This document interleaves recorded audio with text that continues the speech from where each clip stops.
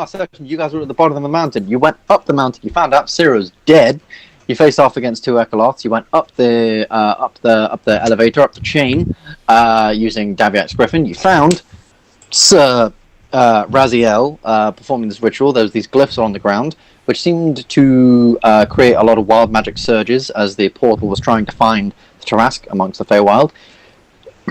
Eventually, the Tarrasque was found, and it seems that these glyphs are like flare every sort of round while it's sleeping, almost indicating to you that these glyphs have something to do less with finding it and more about waking it up and empowering it, almost. You're not exactly sure.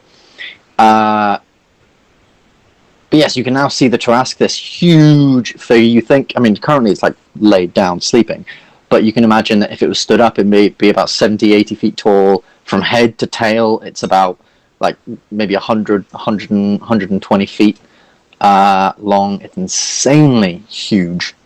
Biggest thing you guys have certainly fought so far. I haven't fought it yet. You haven't fought it yet, no. But hey, give it time. And a lot of wild magic shenanigans went on. The druid turned into a potted plant. Some people turned invisible. He had these swords, which seemed to which he was able to conjure and thing around, but Orson whacked one till it's no longer flying around. And on that note, we're going to pick right back up, top of the round, with Sir Daviak. Now, Daviak's going to sort of look around and go, "Oh, Mittens, you okay?" Why does it sound like he doesn't give a shit? Huh? You're okay? Okay, cool. He's then just going to make a couple of attacks. I mean, I've been better, but, you know, it's all good. I mean, do you need help? I wouldn't say no, but... Cool. You do you. I'll figure it out. Cool. At which point, he sort of like ruffles the feathers of the griffin a brief second. He's okay. Never thought I'd say this, but it's time to take one out of the playbook of Aramis. Boy. Go hurt Mittens. At which point the griffin is going to take the disengage action and fly off and help. But as it begins to fly off, Daviak is going to leap through the air, sword in hand, and try and get on the back of Raziel. Because why the fuck not, you know? So... check him out. Exactly. Oh, Bite him in the neck? Was that what you did? That's not a great... So it's a contested athletics roll, because it's basically like a grapple. Yes, sadly, Daviak fails. So as Daviak leaps through the air, Raziel just like... Actually, I'm going to say this is a disadvantage for Raziel, because he is blinded because of Sunbeam from last section. No, that was better. So, yeah, Raziel just turns around and a wing just collides with Daviak. He's not fallen to the floor, but he's like hanging on to Raziel's foot, basically. Whereas the griffin will come 5, 10, 15, 20, 25, 30, 35, 40, 45, and then 20 feet down to you, and it'll just, on its next turn, it'll be able to give you the help action to try and pull away the chains, if you don't make it this turn. Otherwise, it's just a little bit of, like, cover, I guess. It's sort of, like, landed in front of you, put its wings sort of, like, high up, and it's just looking down here.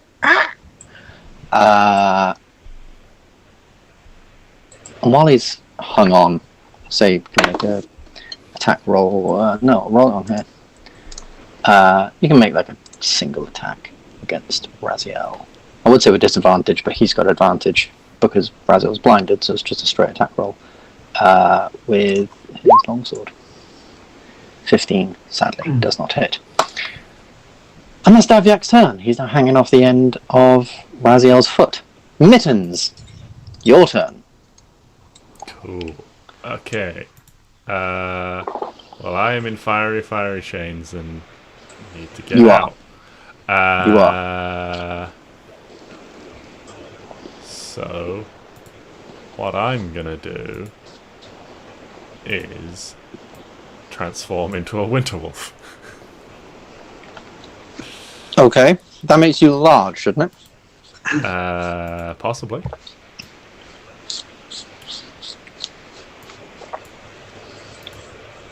Okay. Yes, it does. Okay, because it's making you large, could you please, for me, because the thing is, these chains are wrapped around you, and they are sort of meant to entrap a creature, whether they change their size, try and escape and anything like that. And though you've seen Daviak's pulled himself out, just pulling at a single link, changing yourself into a Wonderwolf would essentially make all the links sort of pull a little bit and strain, and it would, be pretty tight. So, could you make me a strength check on behalf of you? If the Wonderwolf's strength is higher than yours, you can use that one. Otherwise, use your own. Just a straight strength check. Yeah, I'm going to say strength check. To brick. There you go. That is exactly what you need. I was going to say against the save DC. And 17 is exactly the save DC. So you begin to turn into this Winterwolf, and the chains are like snapping and snapping, and then just the cold eminence of the Winterwolf begins to sort of like just freeze over the chains slightly, and then there's and the chains snap all around you, and you turn into a Winterwolf. That's what we like to see. Congrats, well done. Cool. Well, that's my action. Uh-huh. As a bonus action, a bunch of shit is going to hit a bunch of shit. Right. So, I really should have got this spell up beforehand. Properties. Always get it up beforehand, JJ. I believe they've all got a +6 to hit. +6 to hit. And Okie dokie. 1d8 +2 damage. So we'll do the 3 on Raziel first. Uh-huh. On Nope. 20. Nope. 18. Nope. Okay, so they all miss. Does a 20 miss Raziel? Has he done? He has shield. Up. Fair enough. Okay, Well, and then dick. we'll do the... He's a bit of a dick, isn't he? We'll do the 6 around that are going to smash the glyph on the floor. Alrighty. 25. Yeah, that'd definitely do it. 23. That also would definitely do it. 25. That would also definitely do it. 19. 19, yeah, that does it. 25 again. Holy shit. And an 11. 11 doesn't. And so 5 hits, and they all deal 1d8 +2, so 5d8 +10. 42 damage to the floor. I really hope this is doing something. It is, as you deal this big chunk of damage to the floor. I believe it already had a little bit of damage done to it. That right one. Damage. 42. Yeah, no, that's pretty much what you needed. So all of these things also take some damage of their own. So it's a single attack each, right? Like they have each just made a single attack. So for simplicity's sake, they each take 7 force damage. Cool. As they have all punched this thing and slashed it.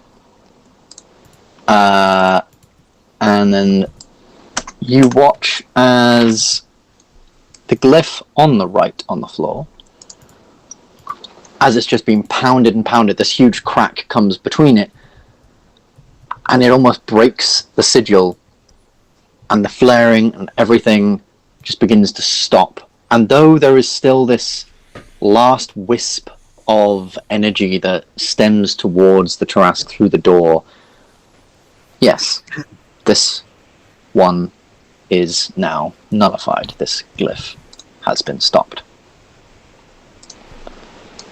Oh, actually, was that magical damage or not? No. Never mind. As it is actually still okay. Because what that was, that's 42, so 21. 42, 21. Right. Yeah, not quite. Your things can see it's like you can see it's definitely getting there. Its pulsing is slowed.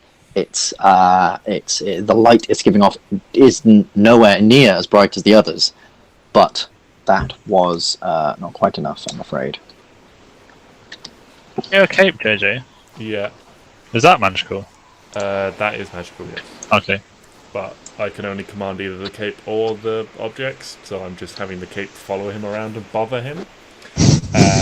So if he moves, the cape can make an attack of opportunity. But otherwise... Which one's the cape, JJ? The purple one. Purple, okay. Yeah. Purple's giving me an advantage, I like it. Do you know what I mean pink? The purple one's massive. This one. Oh, okay. Yeah, the That's pink one. pink. Yeah. Right. Raziel's turn. On his turn, he is blind, but I don't think it takes, like, you know, Giri, you're wearing, like, pretty clunky armor, so even flying over there, it'd still be, like, disadvantage on stealth. You have a minus dexterity. He has a pretty decent passive perception. I feel like he would hear you there. Balzanor, he could see you coming towards him, and I believe, yeah, he's just got pounded by, or he's been attempted to be pounded by a bunch of these things. That's a very good point. Mittens, Yeah. roll for the guys over here again. They have advantage. He's blinded. Okay. 17. 17, no. No. 25. 25 does it. Cool. So 1d8 plus 2. 5. Probably halved again. Yeah, 5 sadly halved to 2. It all counts. It all counts for something. Right, anyway, so, his turn. He is surrounded. And he's got Daviak on his leg, and he's not very happy. And he's blind. That's the main thing. So he turns around. And you can see, as he sort of like begins to flap his wings, he creates almost like in and around, he like opens his palms, and from each sort of hand almost are these very small, like shining blades and swords and axes and knives. And it's almost like when you like open up a like deck of cards almost, when you open it up like that, but it's all these like blades and weapons. And he claps his hands together, and as he does so, his wings collapse in on himself. Then he opens it all up again as he casts a spell. And in a counterspell? What level? What level counterspell are you doing? Matt, I'll let you know this. So, unless you get the exact level of the spell, I don't think it matters how underneath it you are. You still have to roll for it, I think. Yeah. Fair enough. So you either get it or you won't. Yeah, say it was a 4th level spell, and no, say it was an 8th level spell he was casting, and you counterspelled it at 7th level. There is no difference there between counterspelling at 7th level or 3rd level. You still have to roll the same thing. No, I'll just roll 3rd level. 3rd level, alrighty. In which case, can you roll me a straight charisma check? Cool. You have to beat 10 plus the spell's level. You got this, Matt. Oh, you bloody well does. That's a charisma save. Take the Roll me a roll. charisma check. Oh, you bastard. Oh, it's alright then. Hey! Alrighty. At which point, yes, congratulations, you successfully counterspelled him. Because he doesn't have counterspell back. So you see, he bursts out, and all these blades come spinning and siphoning out, but just before they're about to hit anyone or do any damage, they just fizzle up into flames all around him, from the very haft of the handles or points of the blades all the way to the other end. And there is nothing. And he can like definitely sense this happened. Fine. And shit. What's he gonna do here then? What level spell was that, Ben? Just curious. That was 6th level. I did it. He's going to do that, and then Balzanor's just like, "Oh, I think I know this thing that's oh shit, do it by accident," and then that works. That'll be a very Balzanor thing to do. So instead, what he's going to do is the only thing you really can do in this situation He's going to use a bonus action. So his bonus actions are a little bit weird because he can either... You've destroyed one of them. And so he's going to have to bring it essentially back to life. He either has to summon that one back to him to bring it back on the next one, or use his thing now to do that. Can that make it 5, 10, 15, 20, 25, 30? That can just about make it. So what he's actually going to do is going to go 5, 10, 15, 20, 25, 30, and get that to whack Mittens as a winter wolf. 26. Yes. Good. Which point you take 5, 9, 14 slashing damage, and 10 fire damage. Cool. And then he goes straight up 60 feet. Attack opportunity? Attack of opportunity, indeed. So, we'll go in initiative order for this. So, Mittens, roll for all of your things first. Okay. So, first animated object. 23. 23. He casts shield, but it still hits. Okay. Second animated object. Third animated Misses. object. 24. Hits. Okay, so 2d8 plus 2, 9. What's your concentration for, JJ, your objects? Oh shit, yeah, that's a good point. I need to make that first, otherwise they're all fucking gone.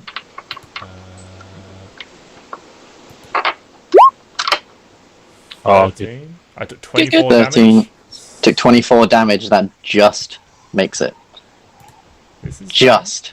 and now the animated object is d20 So that's plus, what? 9 damage, so that's halved. Yeah, then my cloak can make one, which is d20 plus proficiency bonus plus 12, so plus 7. No, plus 8 to this. 18. That's not gonna make it. Misses, sadly. Then we'll go... so who else is around him? Daviak's still holding on to him, so he can't make one. He's going up with him. Then we go Giri. Would that hinder his movement at all? If he's carrying Daviak. He is very strong and larger than him, and has an Daviak's a insane lump, fly speed. though. Daviak is a lump, but this guy is... He was once an angel that fought monsters for fun. So I'm going to say no. 14 sadly hits. Oh, Advantage because he's blind? Advantage because he's blind. I completely forgot about that. Yes, that one. Anyone like the song lyric in that? Beautiful. That definitely hits. That's rubbish dice. That was 10 damage, but that's magical. Yes. And Balzanor. Riggedy roll to hit, y'all. Oh, Matt. Oh shit, Matt. Roll to hit. Your one's magic. Roll damage even. 10 bludgeoning damage as well. Fucking hell, he's taking a bit of a beating. Here as he's flown up an entire 60 feet. And that will sadly have to be his turn.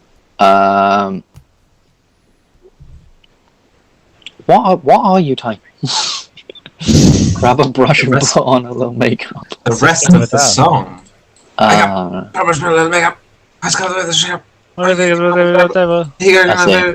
do?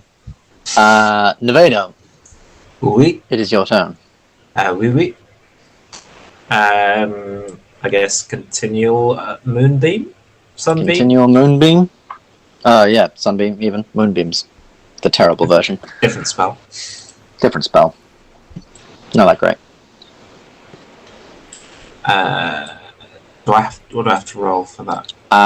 So just roll the damage. He has to roll a con save. Oui. Bear with while I sort my freaking life out. I don't think we've got that long.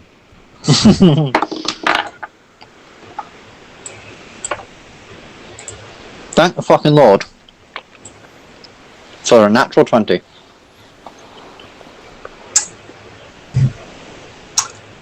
That's annoying. That was annoying.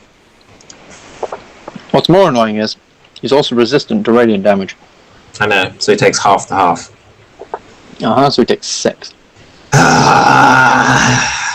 alright, Luke. Chipping away. Yeah. What you've got As to he do goes is up. actually add up all the damage from all the different turns, and then it's like that for one spell. Exactly. I mean, Anything else on your turn? no. No. Fan-fucking-tastic. He is going to... Oh, also, because it's now your turn, he's no longer blinded. Oh shit. Thank every god above. And with his lack of blindingness, he's going to... Ooh, what's he going to do?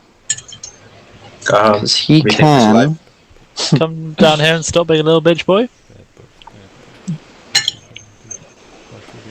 Does he resort to taunting?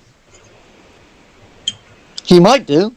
You can roll intimidation check if Hey, you like. bitch boy! Get down here! Roll an intimidation check. I'm not doing that.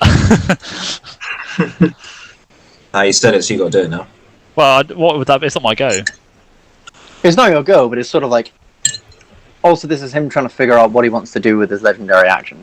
Okay, right, well, I'll give him a taunt. If you're So betting girlfriend, I'll give him a taunt. Your natural intimidation. It starts 11. strong, but there's a bit of a voice crack in the middle.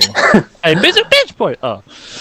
Well, you haven't really pissed him off, so he's instead just going to throw a guiding bolt at you. But Me? necrotic version. Oh, fuck. Yeah, you. To be fair. Oh, that's 19 to hit. Yeah, that hits.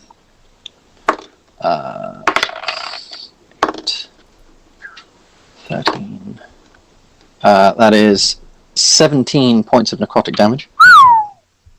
As he summons again this sort of spear of cloudy energy, lobs it down back at you. I also forgot to mention the lair action. Nothing happens, but you also notice again the lights sort of beginning to dim. And in the large room that the Tarrasque is in, sort of covered by all these roots and stuff on the outside, as he's within the roots of this huge tree, the lights again miss a beat, and you can hear this noise as if like scratching on the huge collar it has around its neck, as if, and it's like this, like almost like something's trying to nudge it awake, kind of thing. It's that kind of noise where, you know, it's like, don't wake me up, but big scary Tarrasque version. So there we are. That's his go. Giri.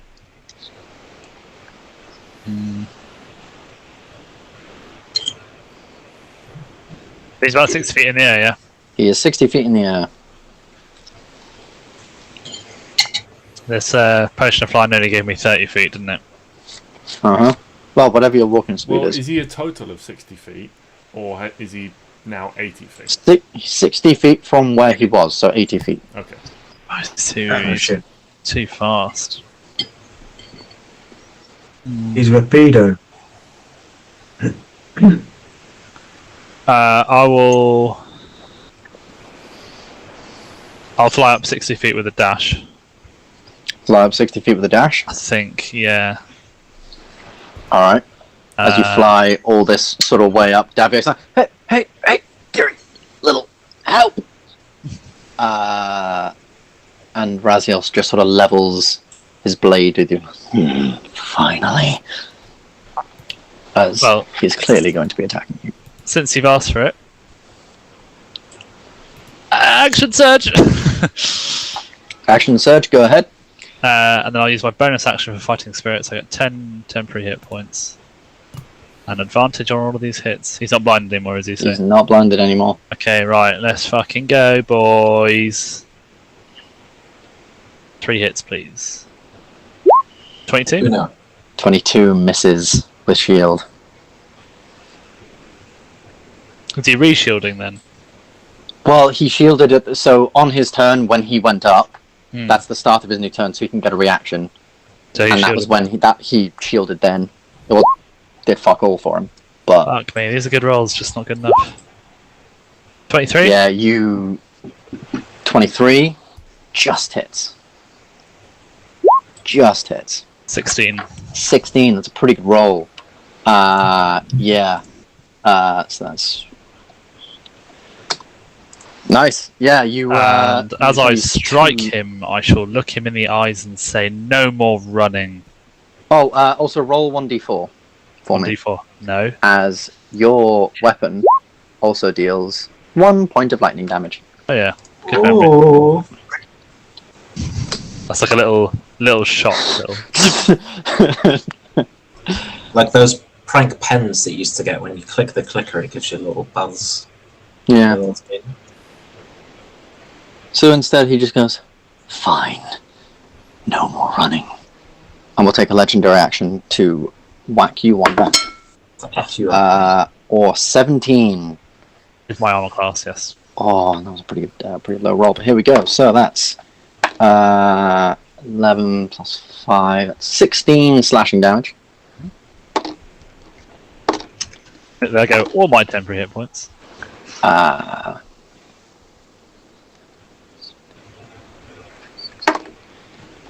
Oh, Jesus Christ. And 17 points of fire damage. Jesus Christ. Jesus, 2 ones in there. As he swings his blade around, and you can see, so his like animated blades, when they strike, they become like inflamed and hot. But his is the one he's currently holding, the blood blade. It's like it's attuned with his sort of inner rage, and so it is like always burning and much brighter than those ones. And you can fucking feel it when it hits you. Yeah, his melee attacks are clearly quite the strong. But in that case, Orson, what's he gonna do?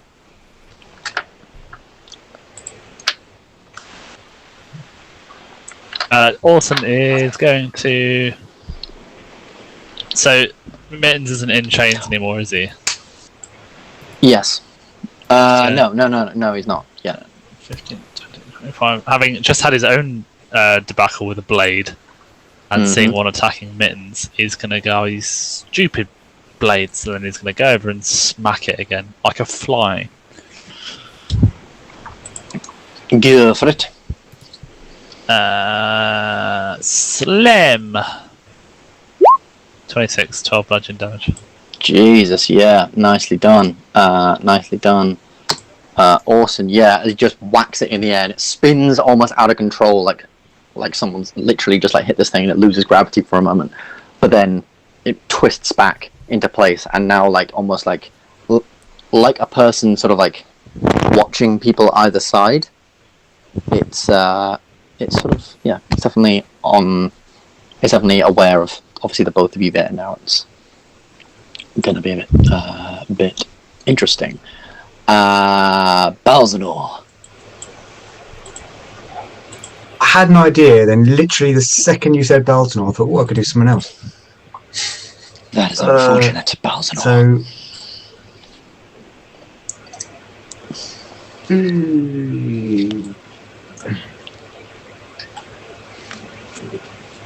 I'm going to fast step above. If you fast step, you lose Yep. your wings. Oh, do I? Oh shit! Yeah, because they're both Oh, well, I won't be doing that concentration. then. I won't be doing that then. That's What's your definitely fly nothing. speed with your thing? With the wings 40, which Okay. is really annoying. Well, I will fly up 40 to chase him. I think I was already. Oh, it doesn't matter how high I was because he's gone 40, isn't he? He's on 60. And I'm then going to cast Witch Bolt at level 2. Which I bolt? think. This bolt. That didn't cost at level 2. I thought I could. Oh, it's It's missing. because the damage. Is, Yeah, I realised, but it's what you need yeah. for the levels. But it was And sadly, pretty yeah, shit bolt, so- that misses. So as you fly up, you use your free hand to chuck out this sort of bolt of lightning, but he just whoosh, almost pushes away from Giri as their swords clash, and this bolt of like lightning just strikes up between the two of them. Right. think... Yeah, he's going to take another legendary action. To whack Giri again. 23. That's 3... 11, 16 slashing damage again. And 4, 11, 12, 17 fire damage. I will tell you boys now, I'm in a bit of trouble. So much trouble that everything is completely frozen. Fantastic.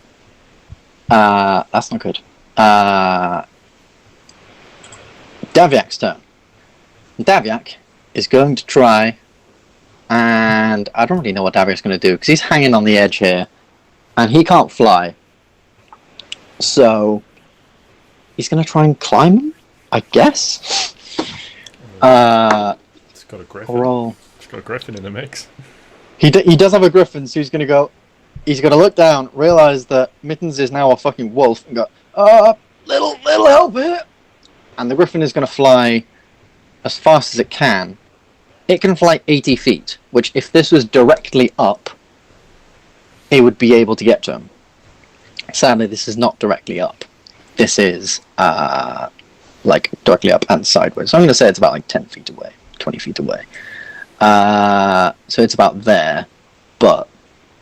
So like 70 feet up. Would it go directly under? Wouldn't it go underneath him first? It's the intelligence of a griffin, because he's just told it to help.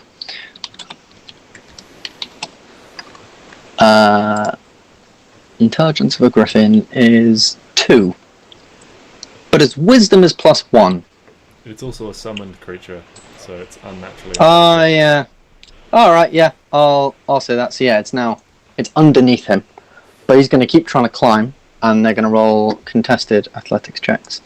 And I'll tell you right now, Daviak's going to have to roll a pretty decent one to beat his. He doesn't. As Daviak climbs up, there's just a and then a kick. And Daviak stumbles and falls. But his griffin is thankfully there to catch it. He's going to make a quick...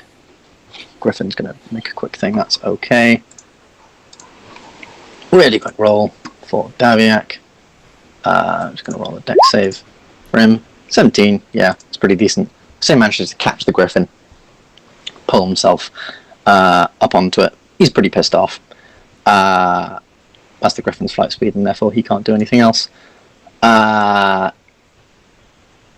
Mittens. Yeah. Before your go, Okay. things flare once more, and now it's a little bit louder still, just this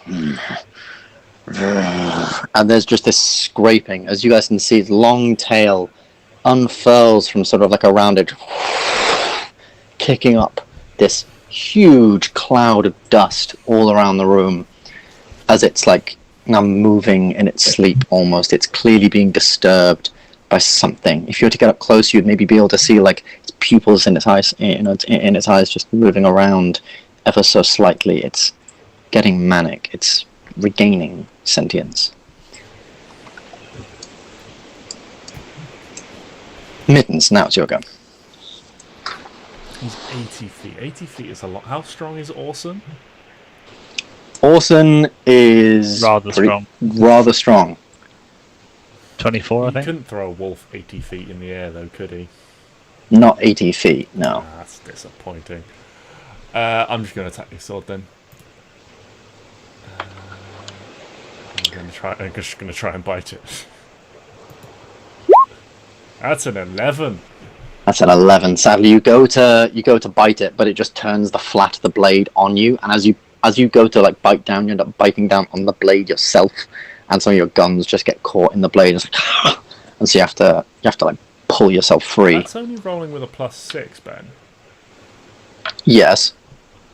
I mean, it probably wouldn't make a difference. It would only make it 13, but I feel like that should be a +8 with the proficiency bonus of the wolf and the strength of the wolf. They're both 4.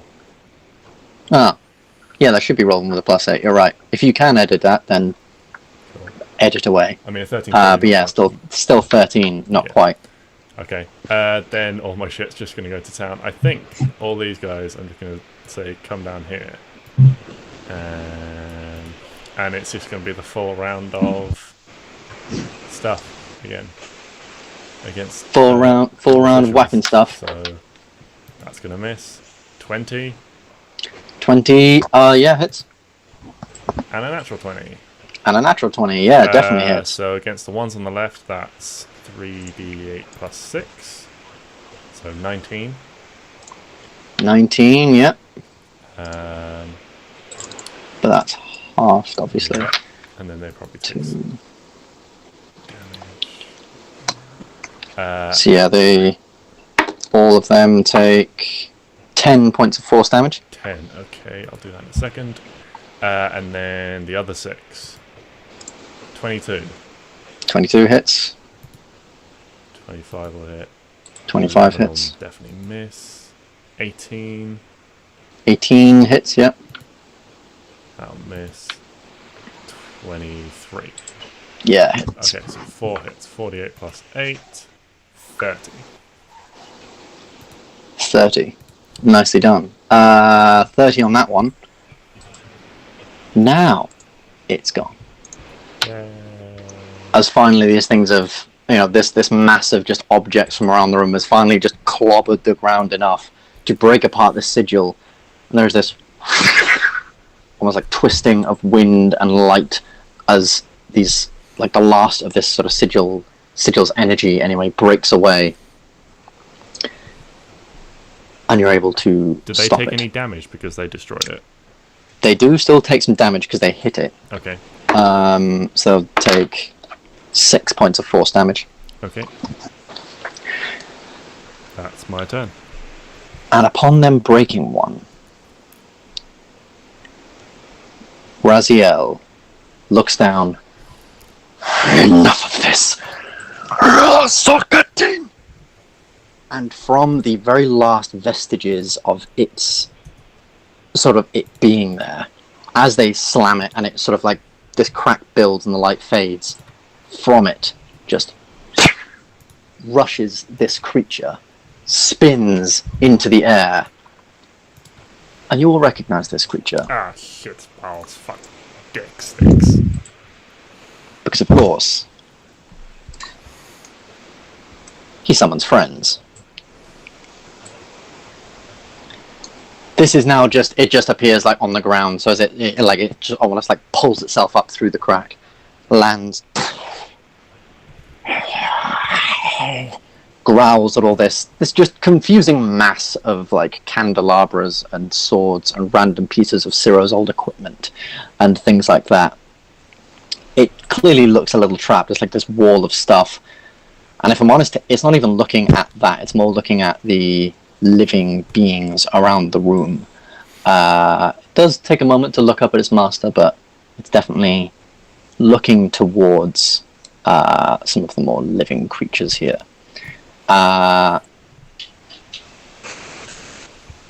Anything else on your turn, Mittens? No, that's all me. That's all me. All you? His turn. What's he gonna do? Now this is interesting. Does he get his thing? No, he doesn't get his thing. Jesus Christ. This is rather interesting, isn't it? He's going to... I haven't looked at his stat block nearly enough this week. He could cast that. Yeah, okay. So as a bonus action, he's not going to use his sword. As a bonus action instead, he's going to hold his own sword sort of aloft. And he whispers these words into it. And from the very sort of hilt all the way to its fine tip, Giri.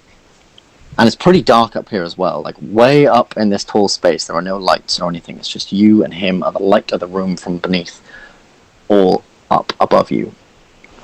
And you notice this beading, radiant light sort of appear upon his blade. Think it's funny to hit a blind man? We'll see about that. As he casts Blinding Smite as a bonus action. Oh, fucking dick waddy balls. And Dick Waddy Balls, love it. And he's going to make a couple of strikes against you. Alright. So, first strike he made did miss. It was a natural 2. Okay. Second strike he made was a natural 20. I think I'm dead, chaps. It's been a pleasure. Can you make me a Constitution saving throw, please? Oh, I'm good at these, which means I fail. You're low. I could have cast Counterspell again. Yeah. 17. I forgot. Sorry, Sam. You just pass. Oh, mama.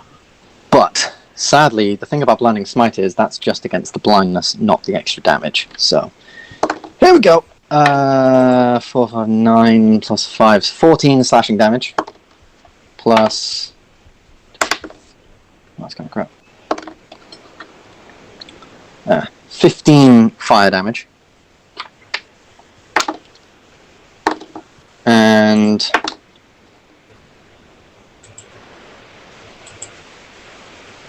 $11 radiant. That's ridiculous.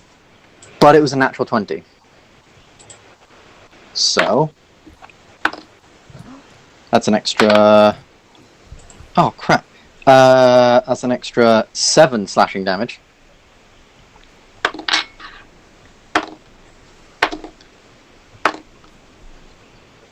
Oh wait, I forgot that number. I think it was... Okay. An extra 8 fire... No. Sorry, 12 fire damage. Oh, I'm definitely down next turn. Whatever damage he does next, definitely down. Oh! And 7 radiant damage. Yeah, I'm down. You're down? As you fall, as this... So the first slash, it's almost like the rage he builds inside himself is just way, like, it's unnatural. And you almost find yourself a little bit frightened here. And it's also the fact that you're flying, so you can't put him off balance, because you're both flying in this situation. And he slashes and attacks and turns on you. And the first one obviously misses. You're able to bounce it back, but it's the second one where he uses his wing to feint, and then it's just this radiant slash comes straight across, and there's just now this crack along the middle of your mask with this bright radiant sort of burn singed into it. You're able to shut your eyes just in case, but it slashes across, and there's a small sort of part at the end that also like manages to nick your face, and it's just the concussive force of it just sends you sprawling. And I'm also very sorry to say that because you're unconscious, you fall 80 feet. That wouldn't kill you outright. I know it's not my go, but Yes. when it comes down to my go, will he still be falling? No. Okay. In D&D, you fall at a rate of about 500 feet in a round. Okay. So, he falls, or she falls rather, and you sadly fail 1 death saving throw. I'm very, very sorry. That was a mean bit of damage. Jesus Christ. I'm very, very sorry about that. But it's not over yet. Very much not over yet. And that's all he'll do for now. Nevado. Giri has just fallen from a very great height and just... Oh, could you also roll me a con save for going down, please?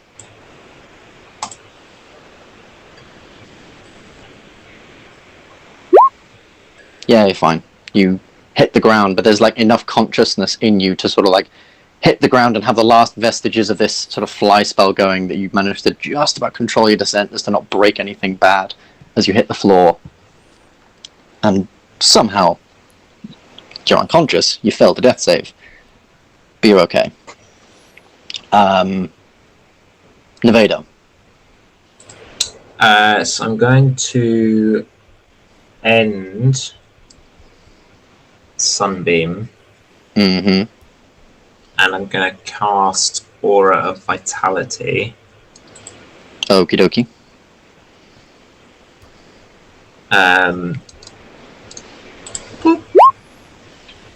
And can I should be able to reach Giri from here, right? Yeah, I believe it's 30 feet, so yeah, you should be able to reach Giri from here. Giri, you suddenly regain 8 hit points. As you land very, very hard, you're like out for a brief moment, and then you suddenly just regain consciousness on the floor, and way above, you can just see him laughing. Through the laughs, there is some splattering, some coughing, but it's just... You're good, Giri. I will give you that, but I can't help but feel somewhat disappointed. Great Giri Kubo. You can't last up here, can you? Anything else in your turn, Nevado? Nope. Nope. That is it. Alrighty then. At which point, he's going to use a legendary action. And how far are you away? Balzanor? 20 feet. How far, sir? 20 feet. 20 feet. He's going to throw a thing at you. Can I cast Counterspell again? You can cast Counterspell again if you'd like. Yep. Just as he prepares this thing, you just... I mean, I don't know. How does your Counterspell go off? How do you see Counterspell sort of working? Actually, can I retcon that and cast Shield instead? It's a reaction spell. I'll be nice and allow it. So he starts to roll to hit. Ooh. What's your AC with Shield? Do I have to actually click to roll Shield? No. Well, I'll say this. You got an 18. So I've got 15 spell save DC. How much does Shield add? 5. That's 5. So 20. That's spell save DC. What's your AC? Oh, AC. Sorry. Yeah. 15. Your AC is 15 plus shield. He misses. Yep. This necrotic bolt just boing off the side of your shield, fizzling out into the darkness. Nice. Back at it with Davyak, who is still up in the air. And he's going to go after him. Flies up, goes to attack. Wait, why am I rolling on here? Well, the first one and the second one for the Griffin don't hit. Davyaks do maybe 16. We just have Nevado.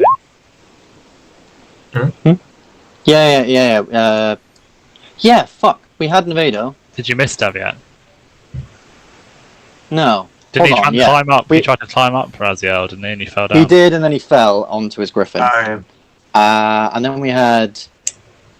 Yes, we had Nevada. Oh, what the fuck? I haven't had a go yet then. What am I doing with this initiative order? Nevada, we had you, and then Giri, it's now your turn again. Jesus Christ, I'm very, very sorry. That was his legendary action was to do that. I'm very, very sorry. Giri, it's your turn. Bonus action, second wind. Back some of them nice hit points. He was my level and D8 or D10? D10, I believe. Yes. Right, be good, please. That's rubbish. 13. Jeez. 13 hit points back. 5, 10, 15, 20, 25, 30. And I'm gonna strike this thing once with Davyak's sword. Strike it once. Roll the hit. Yeah, 20. 12 Yeah. off of the fucking floor. You will take. Do I take damage for this? You will take a little bit of force damage. Yeah. So you will How much, take. Oh, that's 5 force damage Okay. as this flares back at you as you strike it. Gonna strike it again.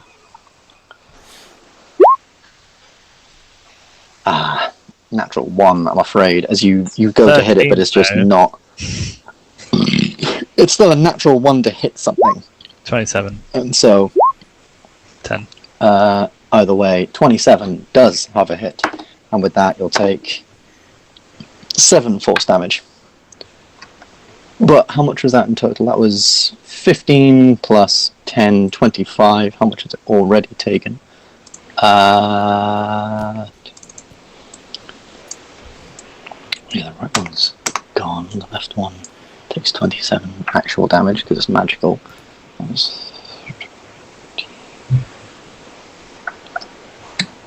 Right, it's still up, but yeah, it's still up. But again, this light is very much faded now. Very much faded into not a lotness, dimness, darkness. That's the fucking word I was looking for. I apologize. Cool. Anything else on your turn, Gary? That's all me. It's all you. Awesome. He's having another twat at this sword.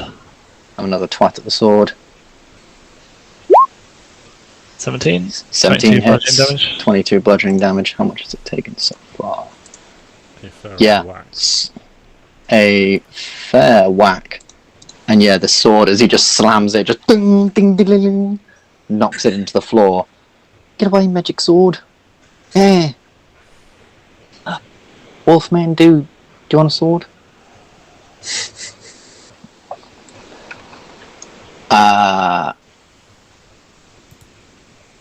Balzanor. He is 20 feet above you. You've seen Giri take a heap of damage and fall to the ground. What would you like to do? So I'm going to do my trademark. I'm going to fly up to him and thunderstep away. Oh, do I lose my... I keep doing this. Do I Is lose my wings if I thunderstep do that? concentration? Let's have a look. I don't think it in is.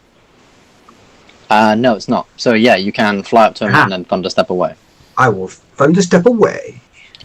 Where are you thunderstepping How to? does Balzanor thunderstep away? Please tell me it's like this. Yeah, go on then. Yeah, where do you thunderstep to? I'm going to thunderstep next to Giri. Next to Giri, right? Yeah. So you fly up, and I like to think you like fly up, let your wings just flap up once, press off of him, casting a thunderstep, and you just as this implodes.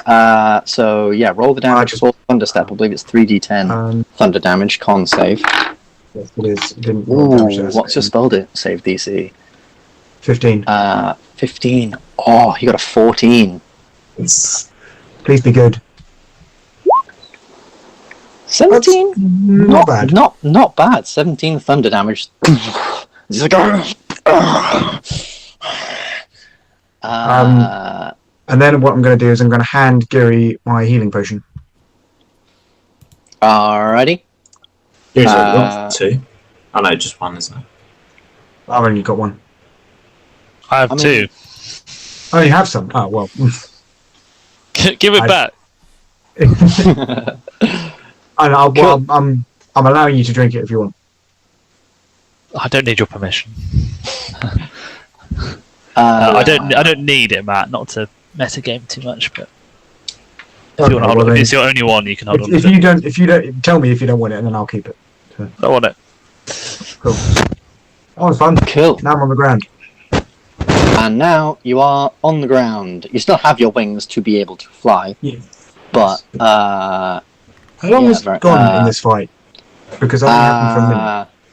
This fight is currently gone on for this is the end of the 5th round.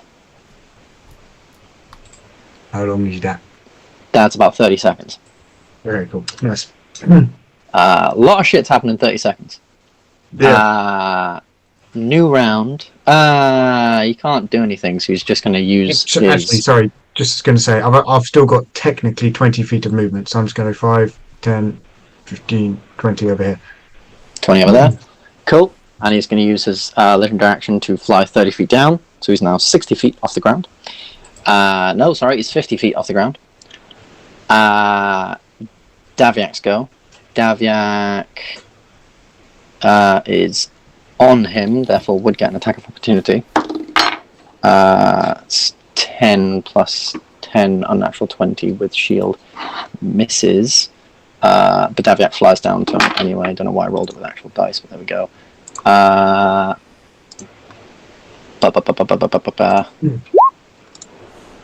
26 hits for... That's not adding his strength. Why is that not adding his strength? Should be adding his strength. Oh no, because that's... yes, no, that's his... Yeah, because he's using the greatsword. So that's... Yeah, so that one's his strength. Never mind. So it's 9 plus 8. 9's half to 4 plus 8. He's going to attack again. I'll do this maths later on. During your turns. Is that another hit? That's a miss, I'm afraid. Griffin gets 2 attacks as well. Both of them miss, I'm afraid. Cool. Next up, and Daviak follows him down. Yeah, follows him down. Mittens. Okay. I can move very fast. 5, 10, 15, 20, 25, 30, 35, 40, 45, 50 feet. There. For movement. The wolf thing says I retain my mental statistics and stuff. Yeah. Akin to the polymorph spell, so presumably I can't cast spells as a wolf. No. Okay, cool. So bonus action, everything's gonna hit. So we'll do against the sigil first. 1. Yeah, 2, down. Okay, so 2d8 plus 2 is 7 for the crit 7 to the sigil. Yep. Sweet. That's the left one just there. Yeah. It's still up, but only just, as it's now like blinking just barely with light. Yeah. And then Cool. What's the damage Yeah. back as well? Because that's probably going to. If it's more than 3, it destroys the purple one down to 1. Yeah, it's more than 3. Okay, purple one is now down to 1. It is in fact 8 force damage. Yeah, it's destroyed. Purple one is down to 1. Cool. And then the 6 on the other side, I'm going to go for the Echoloth. 12 probably misses. 12 misses. 16. 16 hits. 16. That'll hit 2. That hits. 12 misses. 15. 15 doesn't hit, I'm afraid. So that's one more, and 14. So 3 hits. 3 hits. 8 plus 6. 21 Ooh. damage to the Echoloth. 21 damage to the Echoloth. Nicely done, yeah. And as these things smash into these Echoloths, these clearly aren't as brutal as the ones he had to protect the gems. These ones are a little bit thinner, they're a little bit scrawnier, just to sort of like tell you in terms of, because this is a big bad boss fight and they're not the main things, they don't have as many hit points, so they're not as sturdy, making him still the main sort of thing, just to let you guys know in case you're gonna have to take down buckets of hit points again. But yeah. I'm just going to action dash up to this side of the sigil. Up that side of the sigil. Coolio. Wolf boy be fast as fuck. Wolf boy be fast as fuck. Raziel descends 20 feet. He's now going to descend sort of around. He's going to go 5, 10, 15, 20, 25. 5, 30, so he's actually only descended 15 feet, so he's now 35 feet in the air. I think that's what he's going to do. As he's like, no, get away. And then it's his turn. What does he do here? Because you two are being pet. Does he get his thing back? That's a very important part of this. No, fuck. Interesting. He has a lot of targets. Oh, he has a lot of targets, and therefore he's going to do that. Okay, so he again casts a spell. One I didn't think he'd get to use, but he's using it anyway. As you can see, he forms this almost like ball in his hands, and he pulls it apart, and it's this very stringy, burning, almost lava-like substance. And as he pulls and contorts it, he morphs it back into this ball and then shoots it out, and these rays of lava. Oh, counterspell. Yes. What level are you counterspelling at? Oh, Balzanor's got to be running out of spell slots. I actually can't do it at level 3 anymore because I'm out level 3 spells, so just going to have to be level 4. Oh, Level 4? Counter spells are so. It's just such a good use of your spell slots, man. Charles. He was casting Scorching Ray at level 4. So the counterspell goes off, and as he pulls this stringy thing and then just smashes it off, just and he's like looking around, what? And he looks at you, Balzanor. Maybe minotaurs have some brains after all. I wouldn't count on it. Oh, I wouldn't either. Not after I'm finished with you. At which point he's going to move right here. Oh no. And both of his swords are gone. So, as his bonus action, he's going to... do nothing. Both of his swords are gone. There's nothing he can do. So, he's sad. Oh, what a shame. What a shame indeed. Is he grounded now then? He is now grounded. Okay. Just on the floor, leveling his sword well. to Balzanor.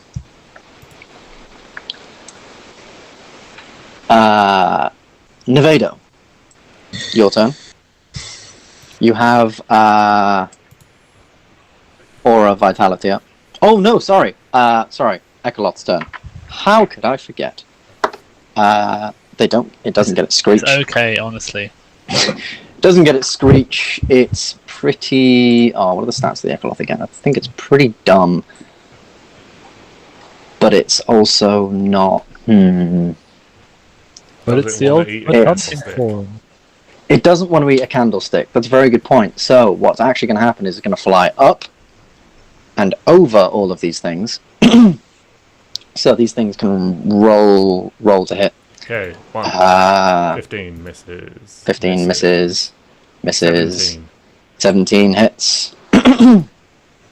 Misses. That'll hit. Hits. That'll hit. That'll Miss hit. that. That's 3 hits, 3 misses. Okay, 6. So 3d8 plus 6 again. 20. 14, 20 damage. Nicely done. As it sort of like gets up, these candelabras and different things just smack it across the gut, and it's like, and you can see it like coughs up a huge sort of splutter of blood that sort of splats all over the ground. I forgot to do the lair action. I'll do it after this. Coughs and splutters blood all over the thing. It's still up, but that's put it to quite desperate measures.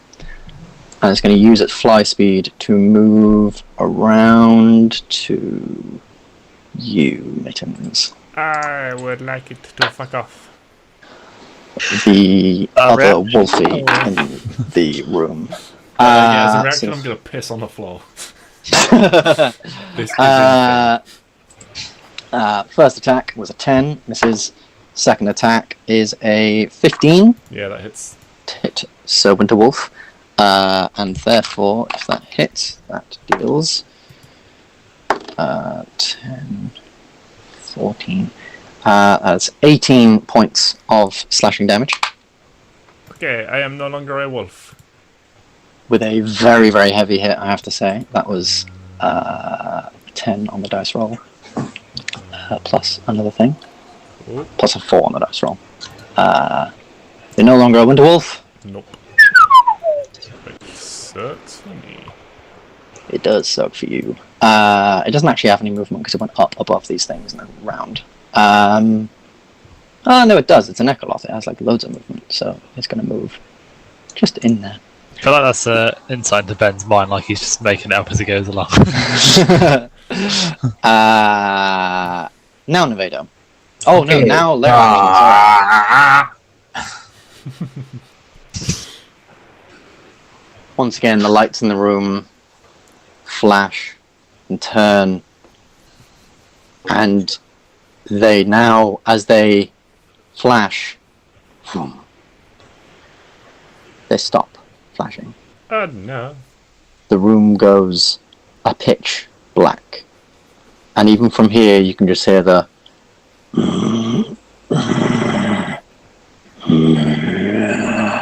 just movement from within the room. Make me either a nature check or insight check. Anyone?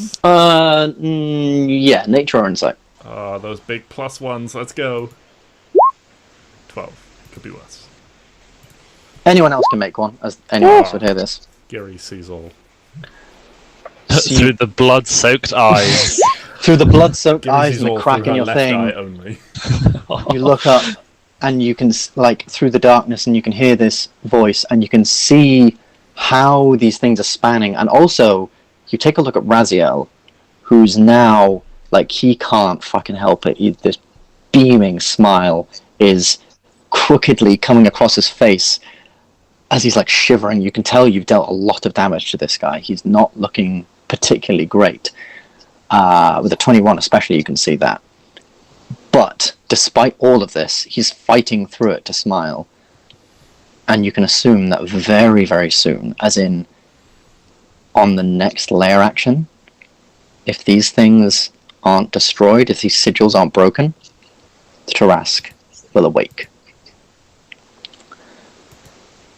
So, on that fun little note, Nevado, finally, your turn. Sorry, I wanted to get that out there just in case that changed anything for yous. Yeah. 5, 10, 15, 20, 25, 30. 5, 10, 15, 20, 25. Can I bonus action heal Giri a wee bit more with Aura of Vitality, por favor? Uh-huh. Roll Aura Vitality. Nevado, we can... Oh, I was going to say we can finally bone after this, but not if you're hitting me for 2 hit points. And then can That's double ones, that is. actually can I cast another spell whilst having Aura Vitality up? Yeah, because Aura Vitality, like, It's it's concentration, so you've already cast that spell last round. It's just But can ongoing. You can now cast a spell. Can I have another concentration spell? No. Can I unheal Giri? I take it back. I don't like you. I'm gonna say no. You've rolled your Aura Vitality now. It's Oh shit. You know your gift that you sent in the chat that you thought it said you thought it said it pissed on yourself. Yeah. Now it's that I'm kind of pissed at myself. You should be pissed at yourself. You heal like a little bitch. Where's Doc when you need him? Pampered by Doc Sailing. Oh, I know. Honestly, I miss him. This may be stupid as. Just remember you're Nevada, not Oramis, yes? I know, but I'm just thinking about our current circumstances, and I don't know.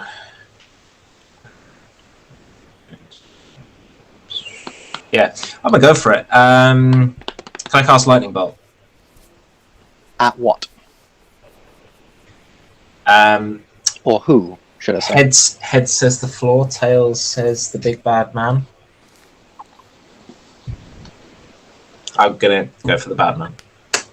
Gonna go for the bad man? You could do the bad man and it will go through him into the floor, maybe, depending on your I mean, angle. to be fair, I am on an angle. You are I mean, it's 5 feet up from him. I'd hardly call that like That's an angle enough. Kneecap. And also, from where you currently are, I would say the capes are in the way. Yeah, I don't give a fuck about capes. And Yeah, Ben, can you also reduce that purple one? Oh yeah, sure. I'll reduce it like that. But The cape is no longer in the way. How big are the capes? Well, Ben said They're that they're- so Oh, so they're tiny, so I'm I mean, not actually technically the hitting ones them I've if I'm 5 feet animated, up. Ben, are the small size category, so... okay. In which case, yeah, no. But also, if you're going for him at that angle, that would be Balzanor too. No, it won't. I disagree. Also, I see no issue with this. How do I draw a straight line? Matt, counter spell? I mean, that would still I don't have any. I'm not wasting another 4. that would fourth level still spell. that would still half get him in a 5 foot Nah, 5 foot wide thing that would go through his space. There's no way that goes through space. Look at that line. Look at that line. Why not angle it right a bit? Luke, it's 5 foot wide. So's your mum, Bo. Oh, Okay, so the capes fly up and they also move towards the Nevado. Oh my lord! Because Oh, it's all- either all I it mean, took from was a bit of aggression. Now we've crumbled as a party. I mean, can I not argue that he's a large creature, so he would be giving Balzanor half cover? it goes through things. It's lightning. Yeah, So- it goes through things. It It's a goes into line him, spell. and he's a conductor, and it goes straight into the ground, which he's standing on. It is a line spell, and so it goes through stuff in a straight line, unless it's like a wall. Oh. How healthy is Balzanor looking?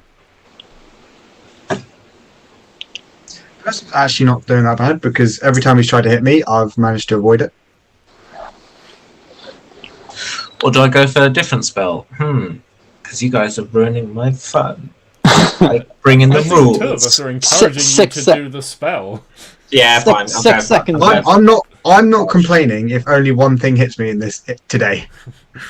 Alright, Okay. fifth level. That What, sounds like what a... weird criteria? 5th level. All right, Balzanor, can you make me a If the dexterity second thing saving hits throw? Matt, he's going to complain. Yeah, I definitely will. Oh, trust me. Good. Next round, That's a good high level cast. Balzanor, you take Oh, 40 points of lightning damage. 40! 40 points of lightning damage. Oh, You! Oh no. oh dear. As Oh, this I've got arc, my Someone forgot to turn off friendly fire. as this No, no. arc of lightning shoots across.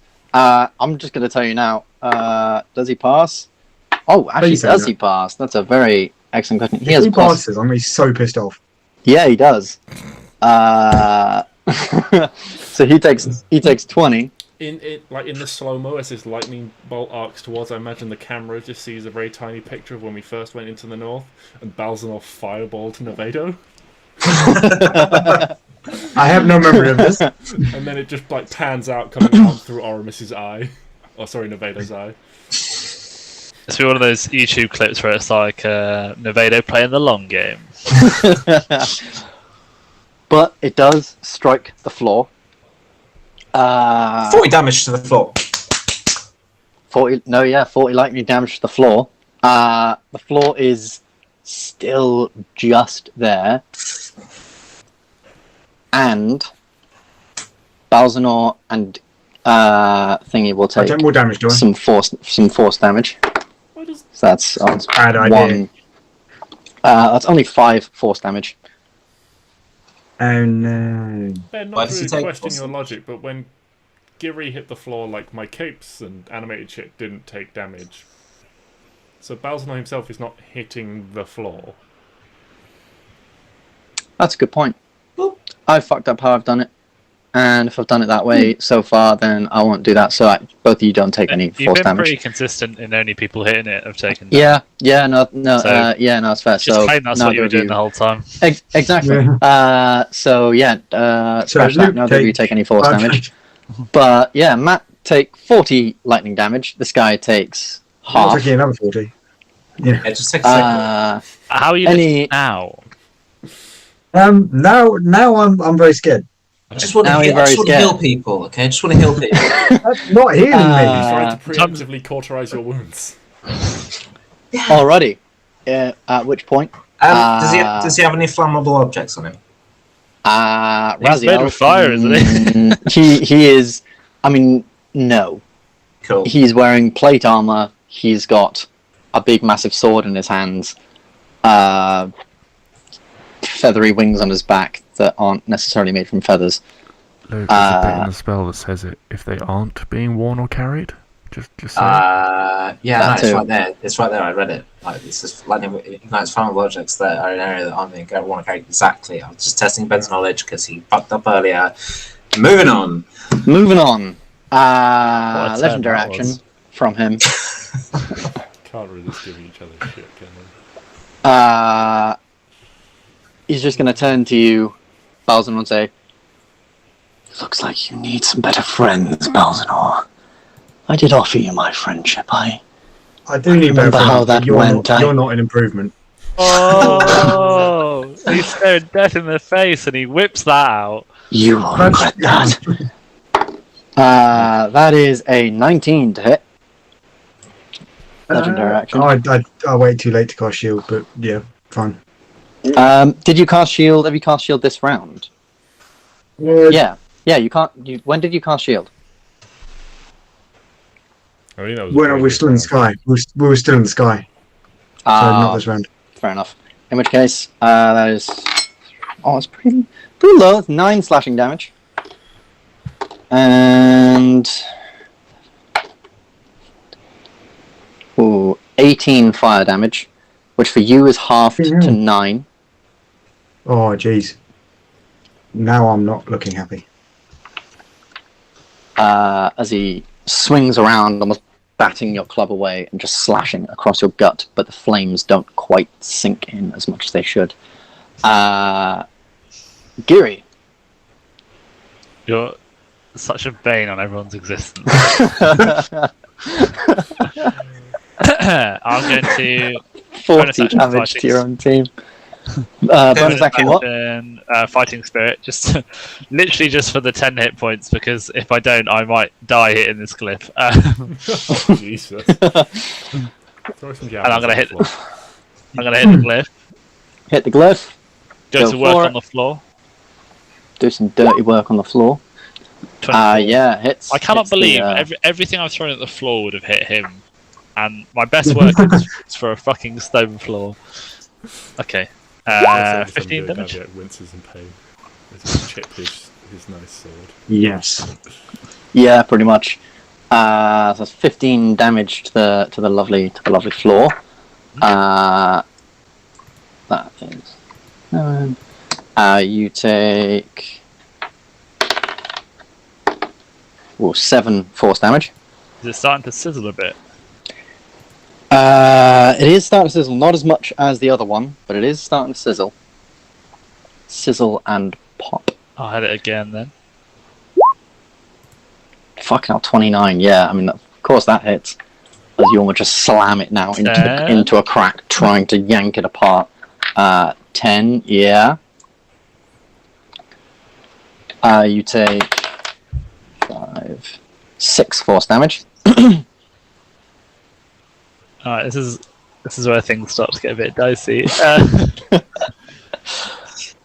Okay, and I'll hit it one more time. You've taken this damage enough to know its maxes and non-maxes. So I'll tell you now, it's 2d6 force damage. If that influences your decision at all. That is very generous knowledge. That is very generous knowledge. It doesn't change what I was going to do, but now I just know I've got a slightly higher chance of failing. It must be. I mean, I didn't keep a mega track of what JJ's did to the other one, but like, I think I alone have put like 40 into this. It's now getting very, very, very wounded. 4 rounds with like 6 things trying to hit it, but all my damage. It's now taking some serious heat, and it's really starting to sizzle. One more plug. 28. 28 hits. 11 damage. 11 damage.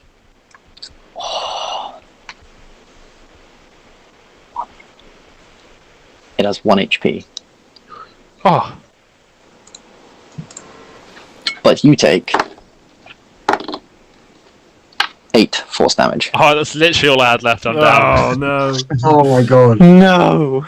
As you like slam into it, and then so you take one smash, crack opens up in the middle.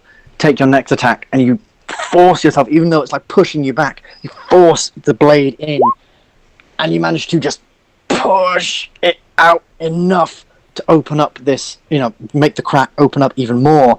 But through the crack, this just bead of, or just this like ray of just force just opens up, hits you straight in the chest, and you fall. Con save, you're okay. You don't take any adverse effects. But Giri falls down for a second time. And I get up again. This is very traumatic Oh, yeah, minute of my life. This is where some shit begins to hit the fan. People. There is a plan. There is a plan. I mean, Daviak's still here, and you know he's a paladin. He is a bit of a healer. You can, as soon as Giri goes down, you just hear him go, shit. Orson. Ian. Is gonna see me go down, get a bit upset, and then go 5, 10. I forgot to make a check on my turn for much better, but it's fine. That's cool. He's gonna get to here. He's like leapt off, or sort of. I guess it would just be like vaulting for him, like a little step. Landing hard on the ground. Has he still got another left, Sam? No.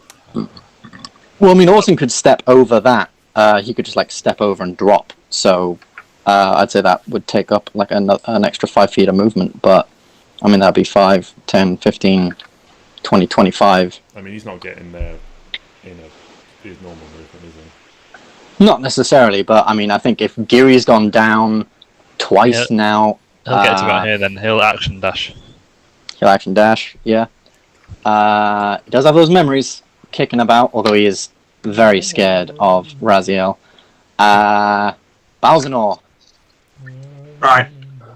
what are you This doing? guy has not learnt about getting too close to me. Oh. Alrighty. I'm going to cast at level 5 Thunderstep again. And I'll also get the rune on the floor. That will also get the rune on the floor. You are correct, sir.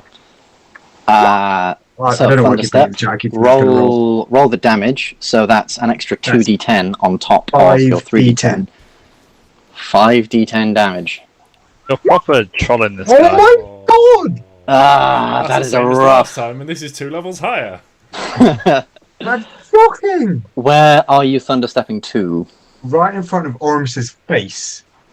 That's I'm gonna a long way. Yeah, does it have that sort of range? Oh, sorry. Uh, Nevado's face and stare into his soul. Oramus, whose ship is this? Did you nick it? Balzanor, how did you get here? he was there. 5, 10. No fire on the Shit, ship. we get back to the fight. Cool. So he rolls a con save. He passes the con save. I mean, there is a teleportation circle on the ship, so you know. So he takes half of that. So 2. Yeah. There is, yeah. Does anyone know I can't about believe it? that's 17. No Promise characters us. that can cast teleportation circle. Fabulous. So good. And with that explosion of thunder that just cracks throughout the room, I'd like to think you've gone to Nevado to have some words about what just transpired. A friendly chat. it goes away. Ow. It never goes away, Ben. I don't like what's about to happen. Oh yeah, I didn't really think about that bit. Sorry. Doesn't happen with all of them. Oh, Ooh. good. But what else is going to happen? Nothing. Not with this. Not with this one. Good time for a break, I suppose, JJ's suggestion. Yeah, it's I think that's probably Balzanor's turn. If that's everything, Balzanor. And I drink my it's a potion. pretty. Bonus action, drink your potion. Yeah, sure. How much is it again? As in 2d4 plus 2. Cool. So 7. 7. Let's fucking go. Cool. All right. Might allow me to survive one more hit. Well, on that note, yeah, we'll come back in about 5 minutes after the break.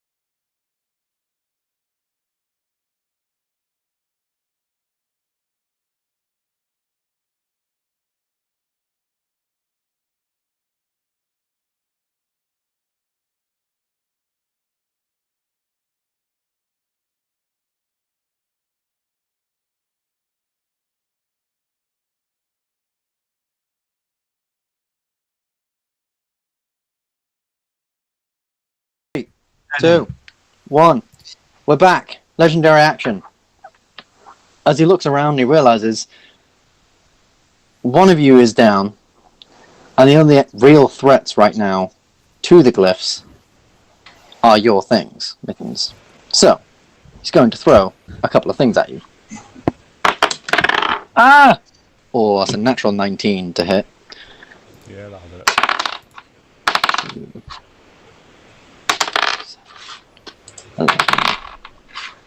And that's 15 necrotic damage. Okay. That's my HP, and that's my con save.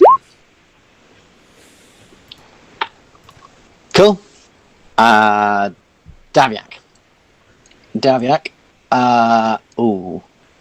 Sees...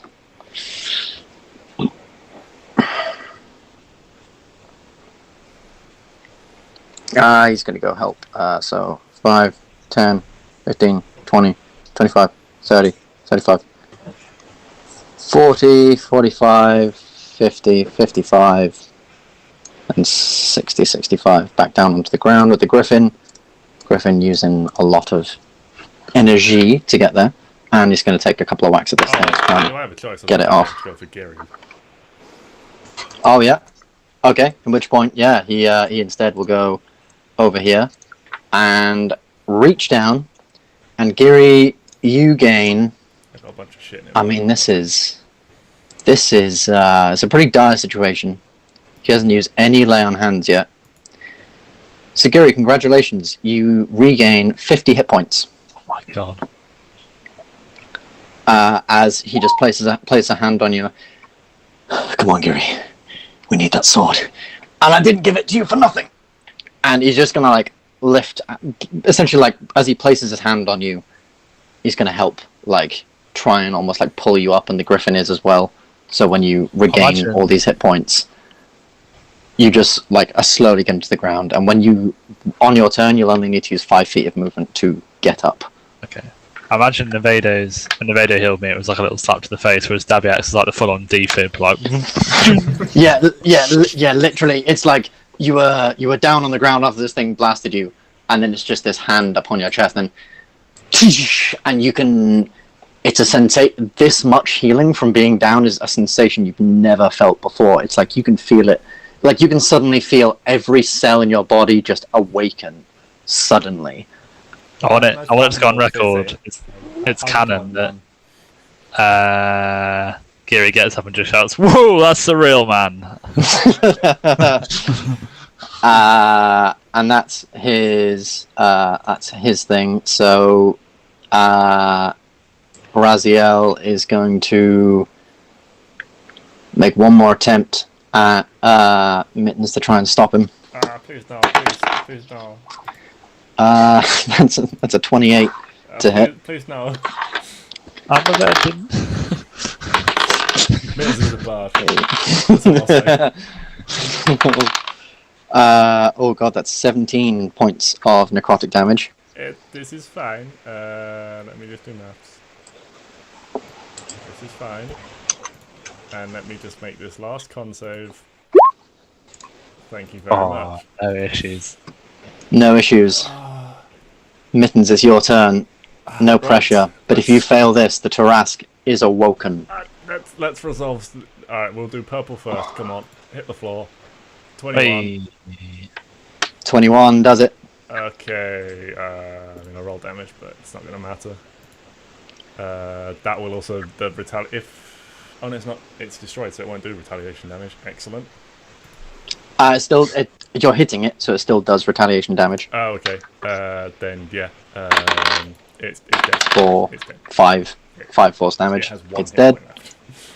Fantastic. It is gone. Okay, then this one can go 5, 10, 15, 20. Before you do that, and crawling out Oh, what a dick. of the hole as this thing is destroyed. Alright, well, Is that's not what I meant to roll. Alright, well, 16 to hit the wolf. 16 to hit the wolf, just hits. Aha. 17, 7 damage to that wolf. 7 damage to the wolf. Fan-fucking-tastic. This one's gonna go here. This one's gonna go here. Alright, to hit the wolf again. Natural 20. Natural 20. Unnatural 20. It's 19. I'm gonna be very honest with you right here. It had 1 HP after it escaped the things of those guys. So this like thing swings down, clobbers, and just onto the floor. All right. Well, in that case, 5, 10. They can't make it. Never mind. They're all just gonna vaguely go some distance towards him. I can't bother to work it out because it doesn't matter. They're all going to disappear because I'm going to...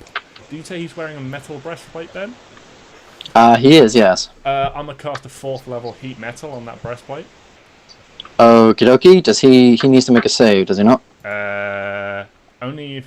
So, choose a manufactured metal object such as a weapon or heavy armor. Cause the object to glow red hot. Any creature in physical contact takes 2d8 fire damage when you cast the spell. Until the spell ends, you can use a bonus action to do it again. If the creature is holding or wearing an object to take damage from it, creature must succeed on Constitution saving throw or drop the object if it can. So there is no save. Okay. There's no save. He just takes fire damage. Okay, roll fire damage. Yeah, and all these. Oh, it's a con save, isn't it? Yeah. So they all disappear. Go bye bye. So there's no save. He just takes 5d8 fire damage when casting at 4th level. Fantastic. I don't know why I'm doing it like this, but I am. He takes 19 fire damage. Oh fuck! He's resistant to fire damage. I forgot. Bollocks! Bollocks! He is resistant to fire damage. Bollocks on stilts. I mean, he's really not looking very good. As this, as his armor just begins to glow red hot. But you will soon, JJ. So you might get you will soon see 20, 25, 30, and I'm gonna hide behind a rabbit. Watch out! Oh no, you're not giant anymore. I've only just noticed they're rabbits. Yeah, they are beautiful rabbits. Immediately after your turn, as you have destroyed the glyphs, the pulsing sensation in the room of the Tarask, you can hear it scratching.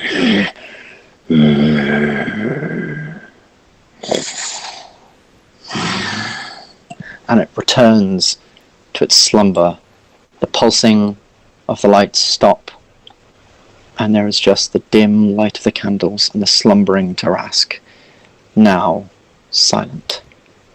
Raziel, as a reaction to all this happening,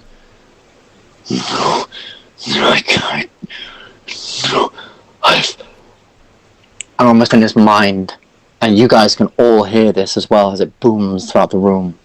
A female voice, a commanding, ethereal female voice that almost strikes into your hearts. Just this imminent fear, almost, is the only way I can possibly put it. You've never felt anything like this before. And this woman just says, "You promised you would not fail me as you failed others. I am disappointed, Raziel." No! He screams, and as he does, his wings catch fire. His armor, the signets in it, burst with fire as he essentially goes into what is known as a rage, similar to that of a barbarian's rage. Oh, no. From this, he does regain some hit points. Not too much hit points, but he does regain hit points in his rage, which is a real shame because you guys were getting so close. And now that it's his turn, really not too many hit points at all, actually. Looking at the stat block. But seeing as it's his turn, what's he going to do? He's going to... Yeah, that's what he's going to do. He's going to look around at all of you. You ruined it all! and with his open hand, he casts out a fireball right about there. Ah! That's nice. So, can I get? So I'll roll it for Daviak. I generally was muted. I was muted, so I couldn't. Counterspell. What level are you counterspelling at? Level 4. Level 4. Roll counterspell. Oh, Matt, please. Do I just click on it again? Ben, No. What do I roll? Yeah. But if he's raging like a barbarian, he can't cast spells. Raging for NPCs, I think, it doesn't say anything about not being able to cast spells in the effects of rage Damn it, I really want to be that for guy. NPCs. I apologise. Nah, it's cool. You are the DM, but you know. I am indeed the DM. It's cool. So roll. Roll just a charisma check. Just straight charisma. Please, Matt. Please. Come on. Press everything. Touch all the wood. Oh, That's big. That is big. That is very big. That And as MVP. as he flings out this bead of fire that begins to erupt, Balzanor just opens out his palm, club across his thing, and almost like this flame just like this bead just fizzles out into midair, and instead, Balzanor, your eyes just almost explode in flame. Smoke just ruptures out of your nostrils, and he's honestly stood there. You will pay for this. You will all pay for this. And what's he going to do? He will fly. It's either go that way or that way. 5, 10, 15, 20, 25, 30, 35, 40, 45, 50, 55, 60. As he flaps his wings and begins to go towards the thing. Actually, he won't go straight in. He will stop about here, just as a last sort of look. Maybe more on the grounds of here. And that's... No, I'm sorry, Mittens, you were the one who destroyed most of his glyphs. Oh no. Though he has very obviously looked towards the Feywild portal. Very, very obviously. No, please. And this very confident, very exuberant, very handsome ex-angel is now, well, not looking as confident as he once was. Can't do anything as bonus actions. Ekaloths. Go. Ekaloth is going to see if it gets its screech back, first of all. Fucking hell, man. No, it doesn't. So instead, It's up for that time where they got them every round, I think. I know. They haven't had them. So in the fight outside, they didn't get them, and inside they haven't fucking got them either.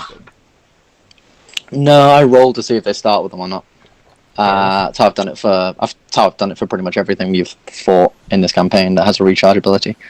However, that is a natural 18 on you, Giri. So it's going to whack you. 3, 9, 14 points of slashing damage. And it's going to go. It's going to go again on you. That's 4 plus 4. That's 17. What's the fucking point of having an armor class? Yes. I know. I'm so sorry. You rolled it. What armor is that? That's for 17.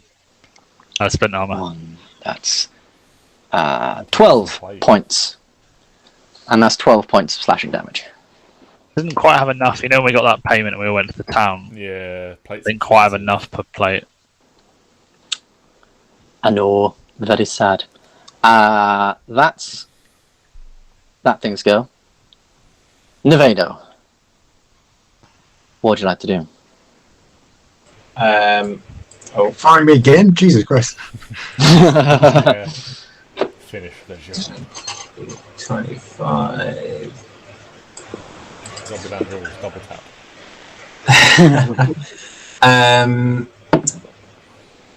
Before I fire, I'm thinking I'd like to do a lightning bolt. But if I fire from here, am I going to hit Daviak on his griffin? Yes, because he's on Cool. top of the griffin. Might as well polymorph then. T-Rex time. You still have Aura of Vitality up? I do.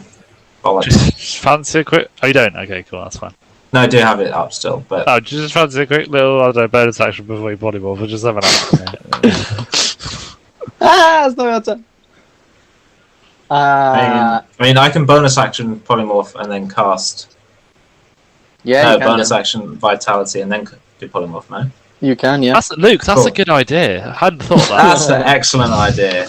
I might do that actually on Balzanor. Apology. Yeah, no joke. It's actually for good. That makes up for the Oh, 12. Giri, you regain 12 hit points back. And then, as you sort of regain these hit points, looking over at Giri, suddenly your clothes just morph into your being. You take this one mighty step that suddenly turns into this huge tyrannosauric step, and then just roars out into this open castle space. Yeah, that's your action. Do I get T-Rex movement now? I I took 25 feet. feet of movement. Do I get the rest of the movement up to the T-Rex, which has 40 foot? I'm going to say T-Rex has 40 feet. Yeah. I'll say you gain another like 10 feet of movement, because technically in the span of like a turn, that would be basically like a cheap way to sort of dash. So I'll say you still get some movement from this. So you still get 10 feet. Well, still using his action, isn't it? Oh yeah, I guess it's still using his action. So no, yeah, I'll allow you to use your movement. Cool. There we go. There you go. It's nice. Alrighty. Should be an extra 15 feet. Legendary action. Mittens. I'm sorry. Oh, that might not hit. That's 16? Yeah, that does it. Oh, that does it. 5. Maths. 15 slashing damage. Cool, I feel like there's some more damage coming.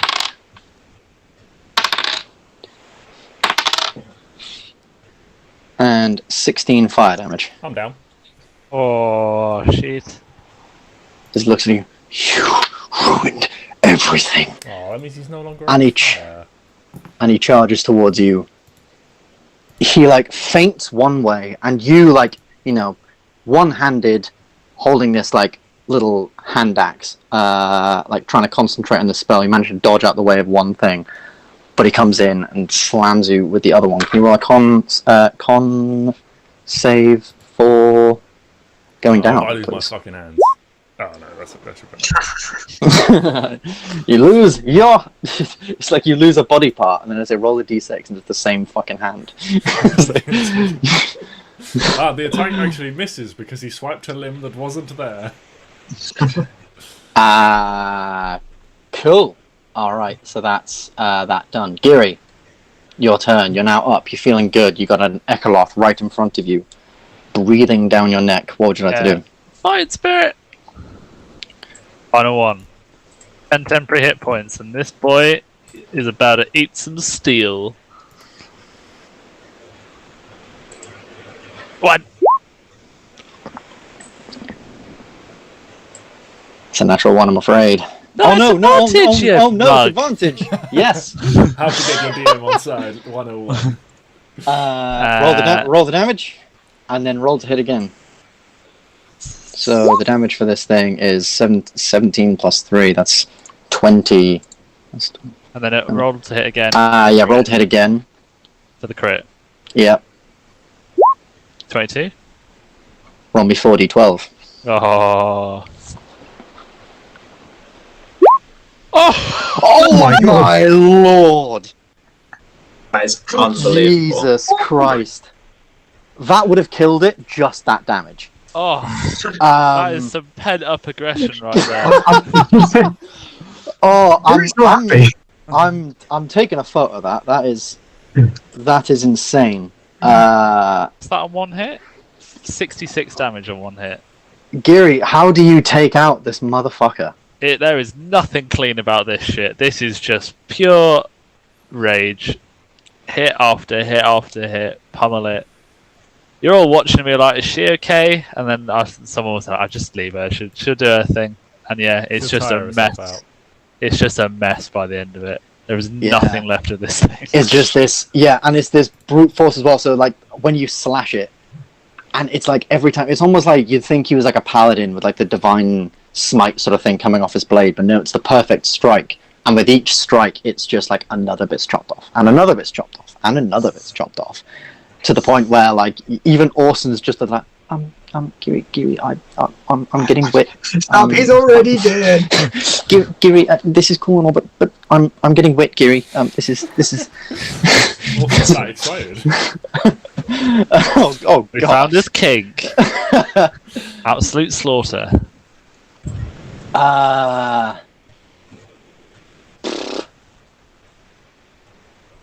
Legendary action.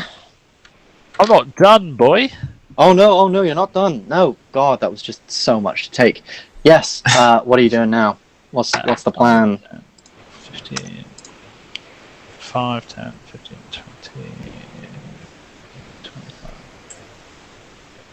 I'll go here. Any more attacks? Any more anythings? I can't. It's because I started with my sword. I think I've got to finish it with the same weapon. Is that a thing? It's a free action to essentially swap weapons. You can only swap one weapon at a time. And because your items aren't... Because neither weapon is heavy.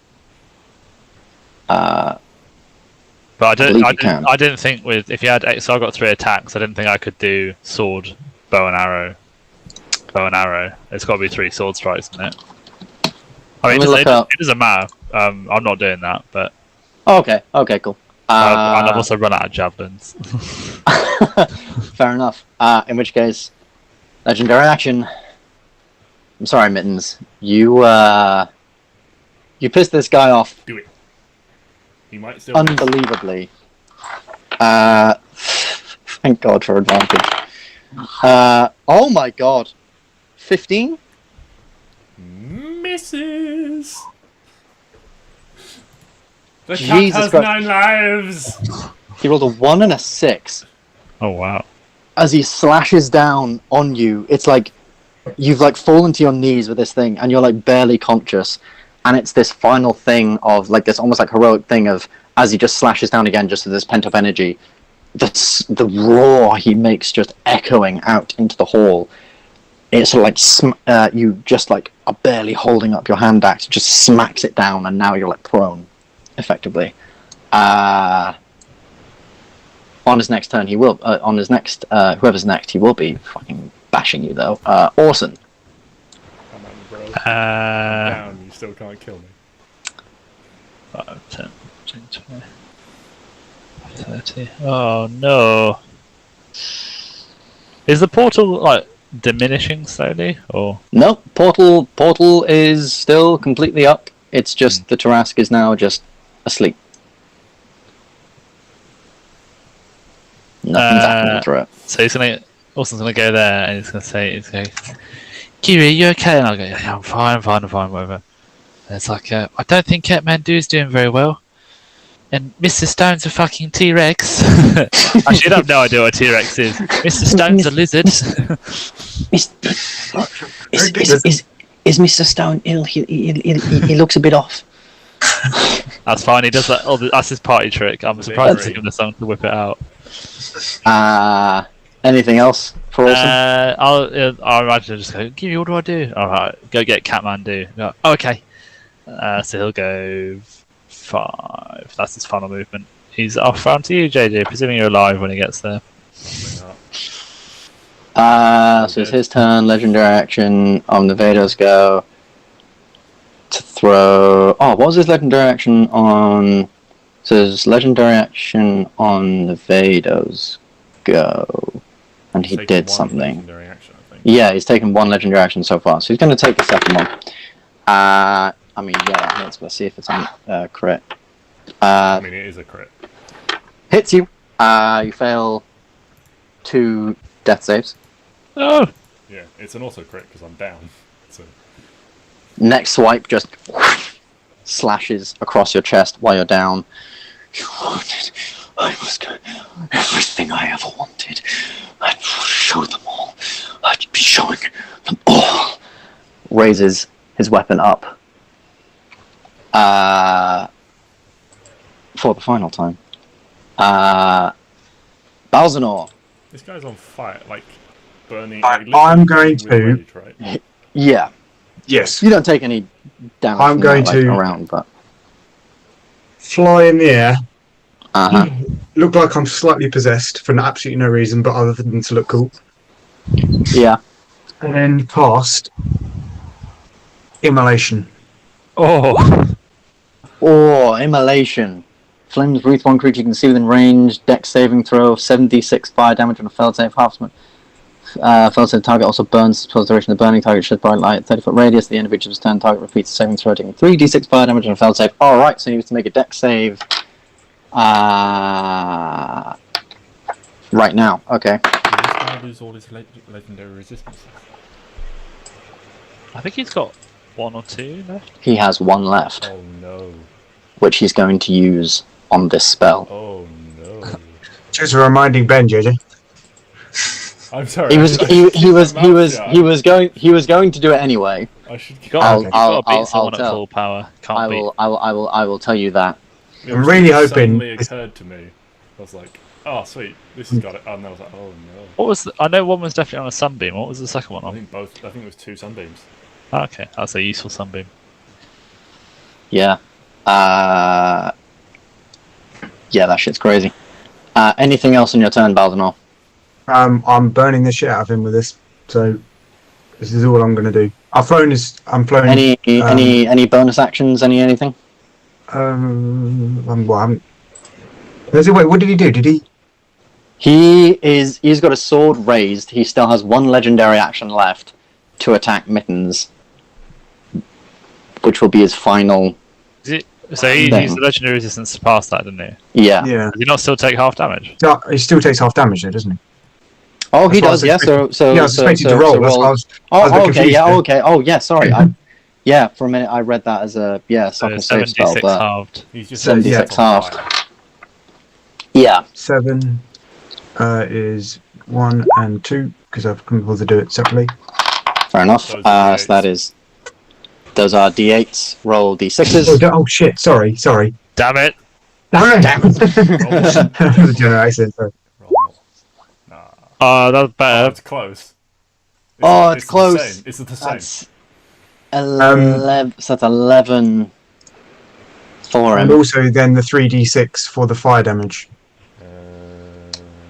Oh no, sorry. Sorry, no, that's after. If it, sorry. It takes 3d6 fire damage on a fail save. Any bonus actions or anything like that, you do. You have spell sorcery things or anything like that.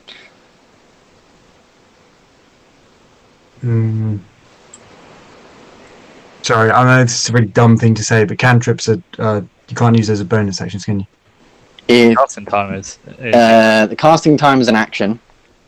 If you have anything that can turn it into a bonus action, you can. I think I might do. You might do. Then I will be doing that. I've forgotten what the actual mathematics one for this is called. Quicken spell. Quicken spell, yeah. Magic quicken spell. To then fire the cantrip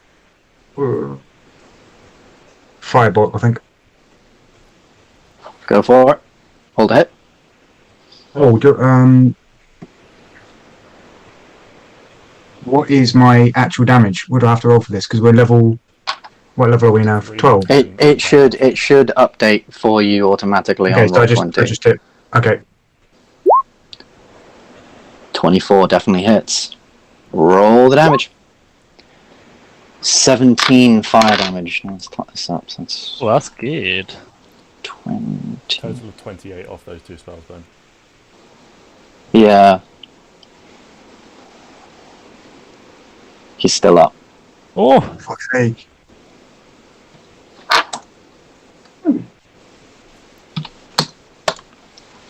He's still up as he takes this, like, bolt of fire to the face. Final legendary action. oh no!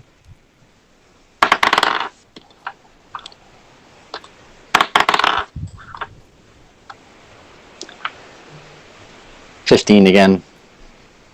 Really? 15 to hit. Is that hit? With advantage? With advantage. No. 15 doesn't hit. No, I have an AC of 16. Kill me. You've rolled that shit again. What did you Last roll on turn, That's last confusing. turn he rolled a 15, and you said No, he failed. Yeah, so he missed. Oh, so you're not on 2 failed death saves. No, Last one turn of he them's rolled a hit. One of them 15. was above a 15. no. So he downed me. Yeah, He hit me. yeah, And then he missed me. and then he missed you. And so then he's gone for me a third time. He's gone for you a third time. What did he roll on the dice, Ben? He rolled on the dice 5, but he has plus 10. You said he rolled a 6 last time.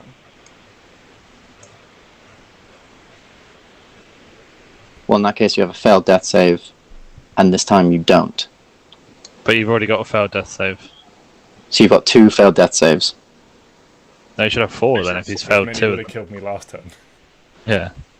Oh, Because my AC is 16. okay. Hold the fort. He goes Hold, to hit you again and be like, oh, he's already dead. Hold on. hold the fort. Okay. So he missed you the first time. Yeah. Yeah, but So you I- just said he rolled a 1 and a 6 or something like that. And you've now He said he rolled has a 1 and a plus 10. 6. Whereas before you said it was a 15 total, but now you said it's a plus 10, so it's a 16. The second hit was like a 20 whatever, and then this misses because it's a 5. But we counted the first one as a miss, but then it sounds like that's actually a hit. So you would be dead. You would be dead. Sorry. Yeah, That's so anticlimactic. that is very, very anticlimactic. I'm sorry. Oh my god, I've really Who's dead? Him. Mittens, sadly. I'll say for the theatrics of everything happening, first time he knocked you down, you were able to knock it away. The second time he slashed at you. And then this time, he just holds his blade up, looks down at you, like fire in his eyes. Now, you'll just go rot with the rest of them. I'm sure I'll be seeing you anywhere else soon. And with a mighty step, slams down. And now that you're dead, I can tell you, Lambda, your save me. Lambda thing would have given you advantage on death saves. Ah, you fucking prick. I mean, yeah, but I didn't make any death saves. Exactly. So if you'd have made it to your turn, you would have had advantage.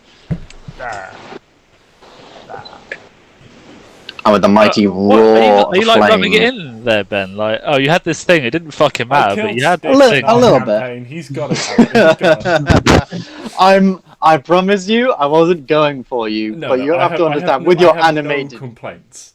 your animated shit destroyed 2 of his goddamn Oh, yeah, no, but, like, my glyphs. shit did a ton of damage while I just stood in the back.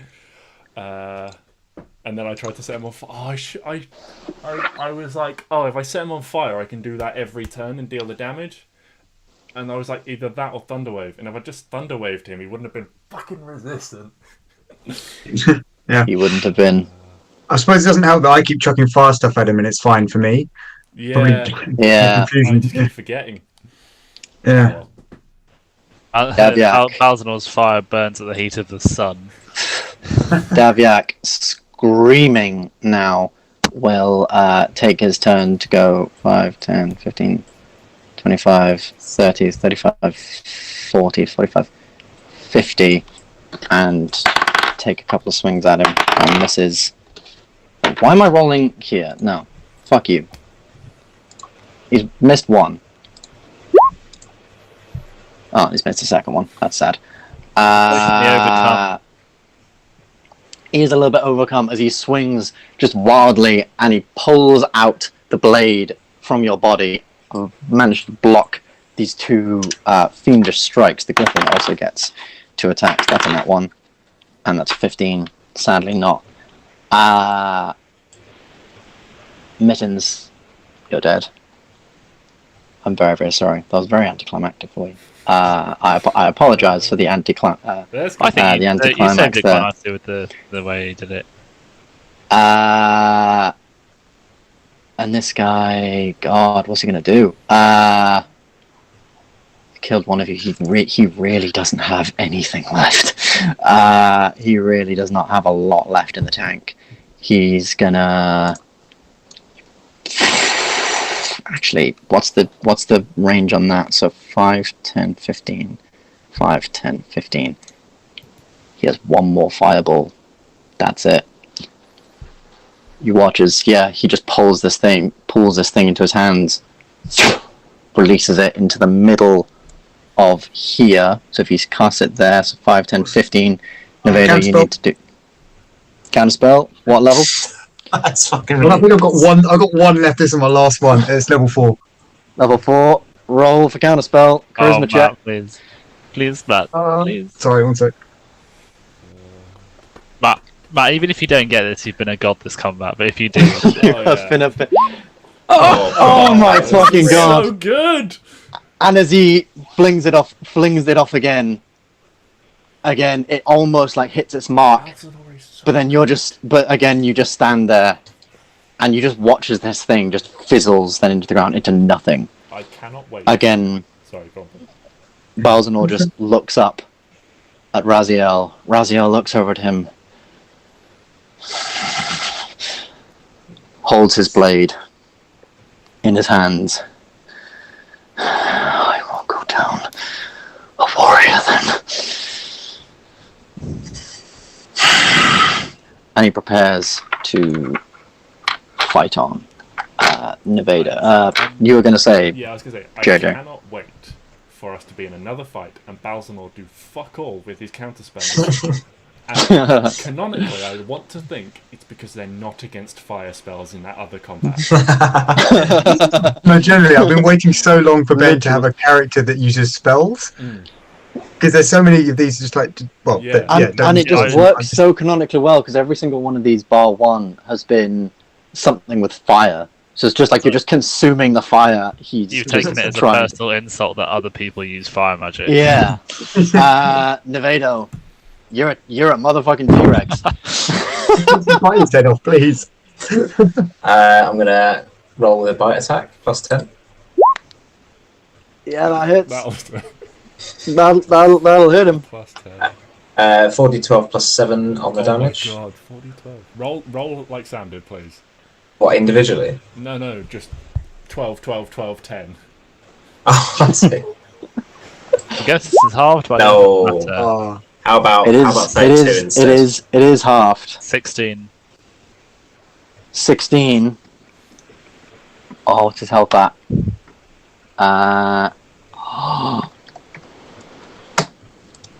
Not quite enough as you bite down on him.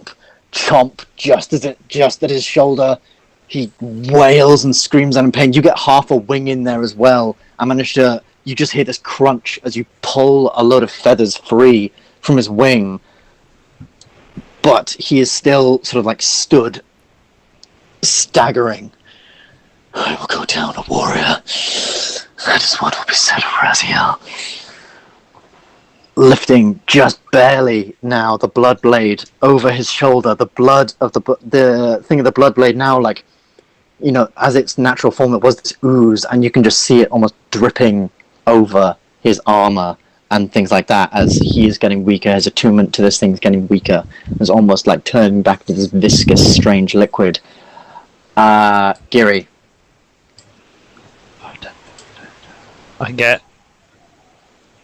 Can I get there? Oh, 5, 10, 15, 20, 25. Oh, I don't know if I can actually get there. Can I get? I can get under Nevado, can't I? Oh wait, sorry. Legendary action. He's gonna take a swing. I apologize. 16 plus 10. That's 26 to hit you, T-Rex. That's 6 plus. Oh god, 6 plus 5. 11 slashing damage. Ooh.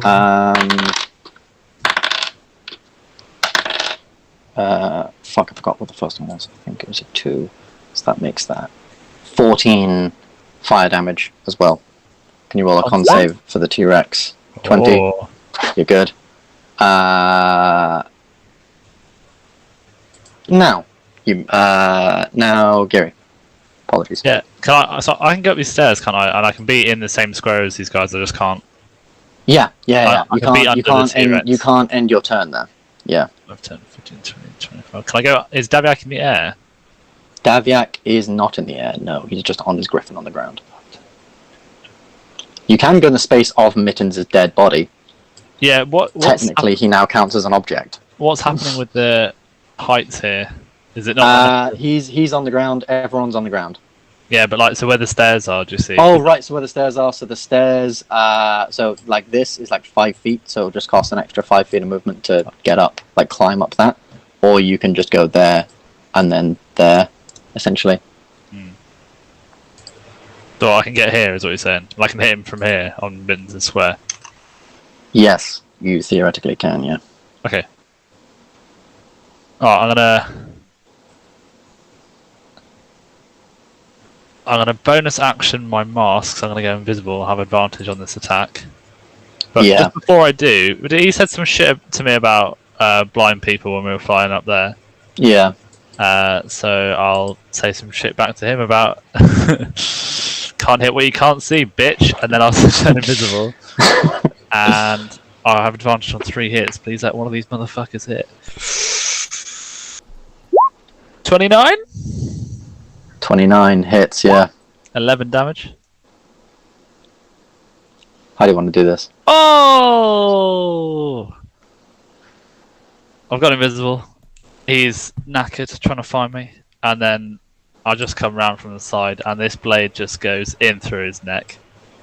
And I will come out of my invisibility as I shove it in. And as he's sort of dying slowly, I'll just go that once for Mittens. And then I'll just sort of wrench it through in there. Just take a chunk of his neck out.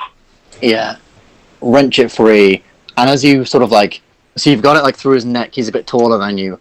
And then you almost turn on the spot. And then it's just this very solemn, very practiced, just... Which takes pretty much like from the middle of his neck, most of his neck off. The rest of it just bends that way. And Raziel just...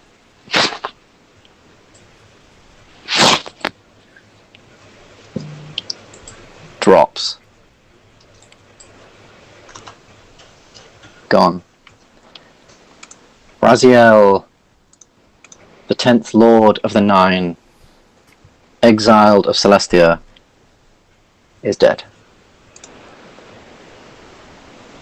As he is killed, pooling from his neck is not blood at first. It is this strange black liquid, and forming over his dead body, you all begin to see a woman. A woman whose shape is very... Well, not all of you.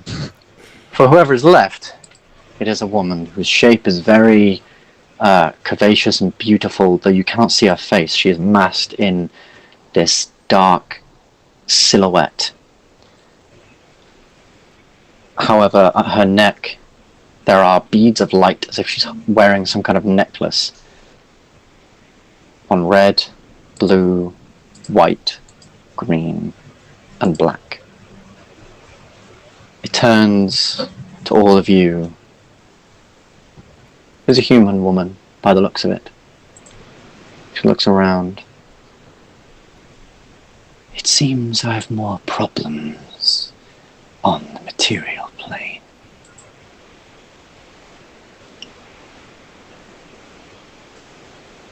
Raziel was a failure. Thank you for dealing with him for me. You have all impressed me. Any who have a change of heart need only ask.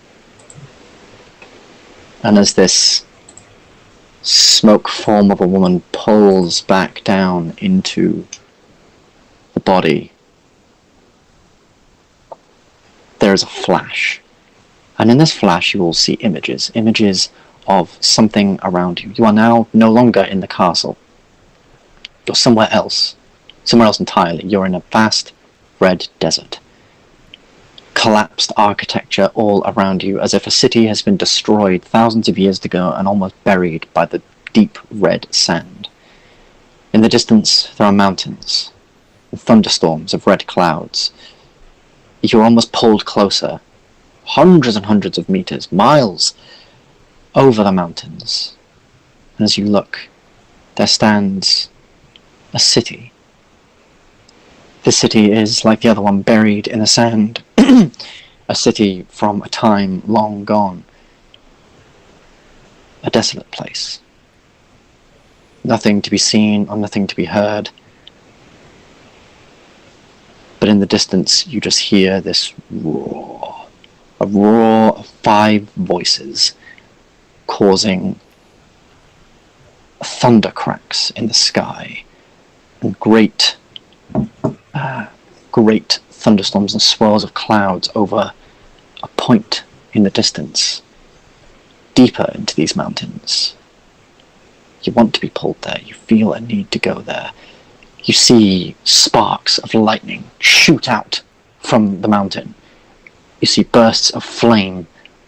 Rage fills the area and all around. Suddenly the sands begin to twist and convulse into sandstorms, swirling all around you, and you're taken out of this place. Once again stood in the very desolate room you were once in.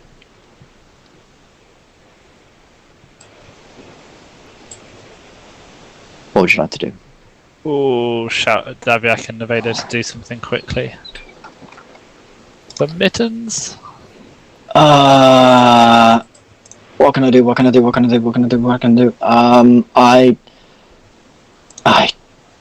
Shit. I'm gonna pick Mittens up and just bring him out a little bit here, so we've got a bit of space to help. As you go to do that, Daviak just drops by Mittens' side. Oh, come on, and he just pumps a cure wounds into you. Come on, cure wounds. Come on, and just keeps pumping like 4th level, 3rd level cure wounds about 3 or 4 times before he just sets down.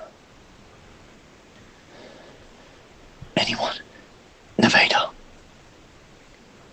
Anything?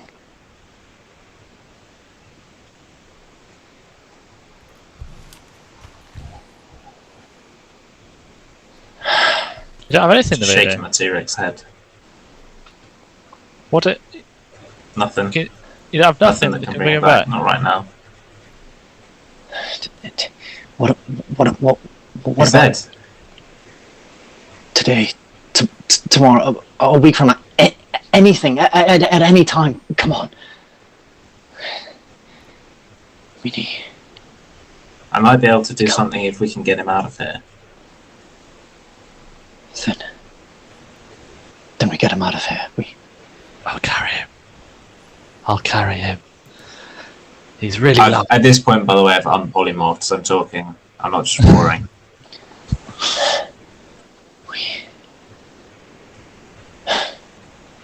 Okay, let's I should probably turn this thing off.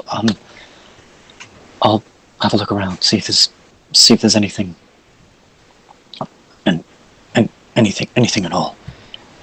And he begins to walk around. And is anyone going to help him with this venture of trying to turn the portal off, or are you guys just getting out of there? I've picked Mittens up. Can I investigate Raziel's corpse, see if he's got a nice sword I can take? Yeah. The things left of Raziel are his armor and his sword. Yes. His armor is plate armor, though imagine it a bit more like an almost Greek-styled, almost like Greek armor, but made like it's basically like gold. It's not literal gold because that would be terrible. It's this rather. It's too big for me, isn't it? It probably. I mean, he's about 9 foot tall. You're about 6 foot. Yeah, probably would be a little bit big for you. But he does have the blood blade, which now just sort of like falls back and droops on the floor, and you notice a little while after this is sort of happening, the blood blade, almost like Venom in the movie when he's like on his own, he just sort of like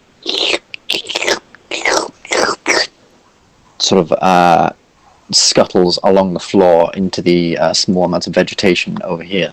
And you can try and stop it if you'd like, but otherwise. What is it that escapes the bloodblade? Like his essence, or?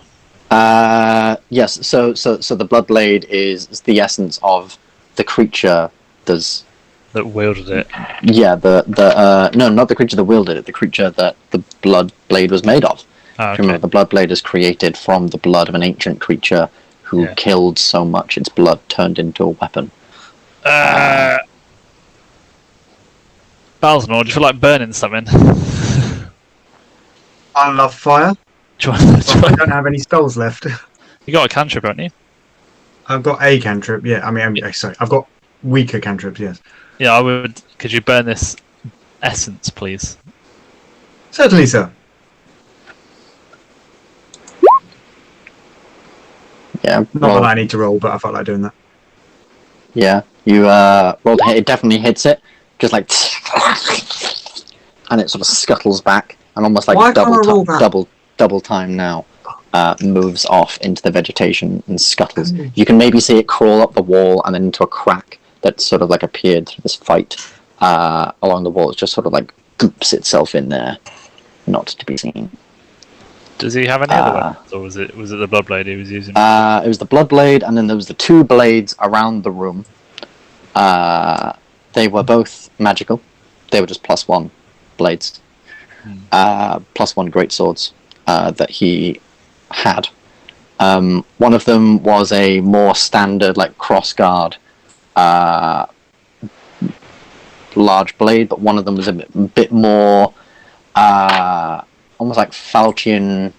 You ever see those almost like Chinese-looking sort of like swords, where it's not quite a katana, but it's like almost like a falchion, but a bit more curved, long handle that almost like curves down, a little bit of like elven great sword kind of thing. Imagine that kind of thing. Okay. Looks very pretty, but those are pretty much the 2. Not take either of those. And then his armor won't fit. We don't really have like a bag of holding in this group, do we? Not really. No. I mean, we could probably sell. Is his armor valuable? Make an intelligence check. Oh shit! It is. I mean, regardless of my result here, I think we want maybe like Nevado or something. Take it just to sell. Yeah. Give me info. Yeah, these look decently valuable. I mean, they're magic weapons, so you can definitely. I mean, you'd definitely be able to sell them for a little bit. Especially the other one. So the slightly crossguard one. That's a very standard amber sort of look. But this other one does seem to be from not crafted in amber. And if amber is one thing, it's a bit like the UK, where it loves just stealing cultures and things from other places and putting them up in museums and books and information from other places. So yeah, maybe that one would be a little bit more valuable as well. But I mean, magic swords, got to be decent value anyway.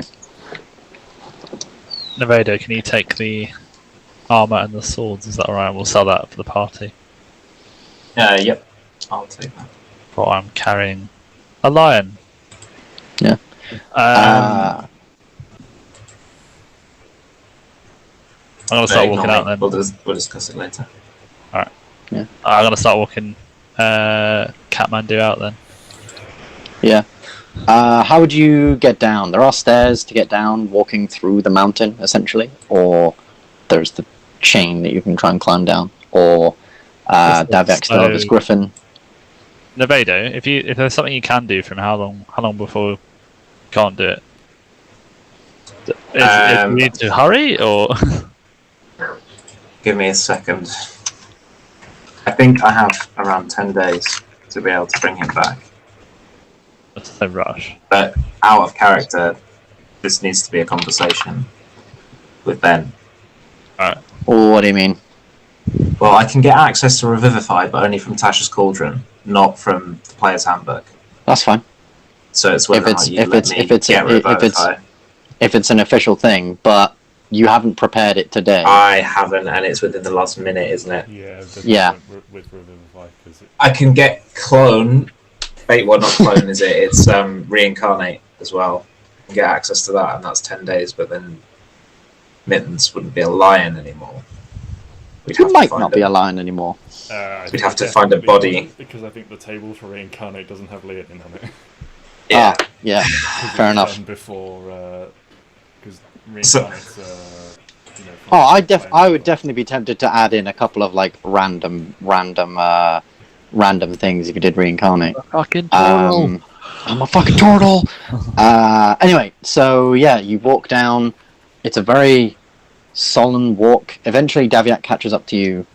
For anyone who is sticking around with him, he finds, not in this room, in the separate room across, a manual from Ciro of basically how to turn these things off. You see the swords there are crossed, like open crossed. You basically just have to turn them like a full 180. And on the other side, there are runes and sigils that basically say, like, off. For a giant, this is literally just reaching up and going like that. But for him, he has to fly up. And he manages to turn one of them off, which turns it all off. It then reverts back to just plain old room, plain old door. As you all leave this place, as you walk down the steps, almost all you can think about really is death.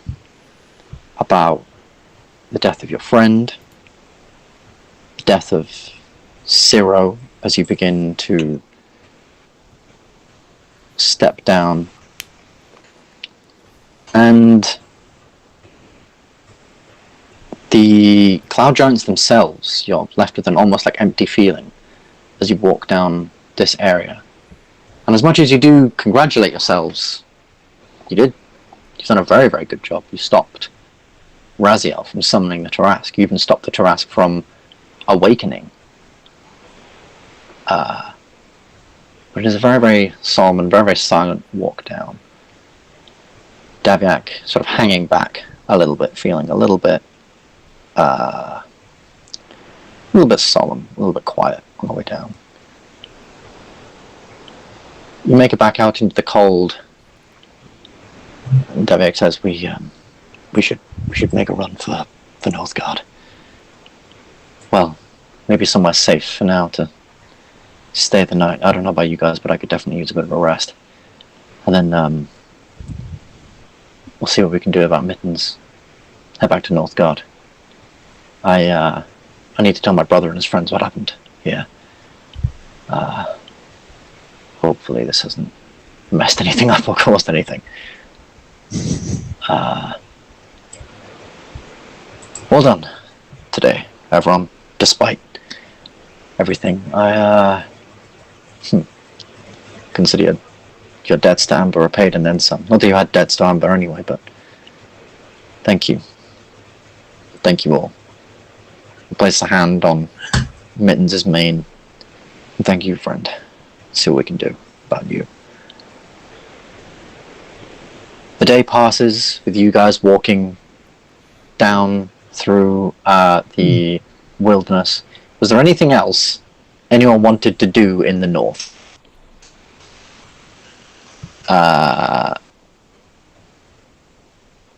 Would anyone want to do anything other than? Would anyone want to do anything other than go to Northgard? No. Anyone? Orson's coming with.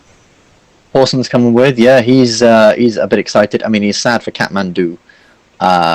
He's visibly very, very sad. He's like, because he can't necessarily, like, he can turn his head left and right and he can make it go a little bit up, but he doesn't really have a neck, so you can't really do it down. So it's almost like his whole body has to go down a little bit and then his head a little bit more to walk like. Very, very sad. And he doesn't quite, and he's getting a little bit over contemplatory. Giri, what happens to things that are dead? Is he like? He's in a much better place. Peaceful place.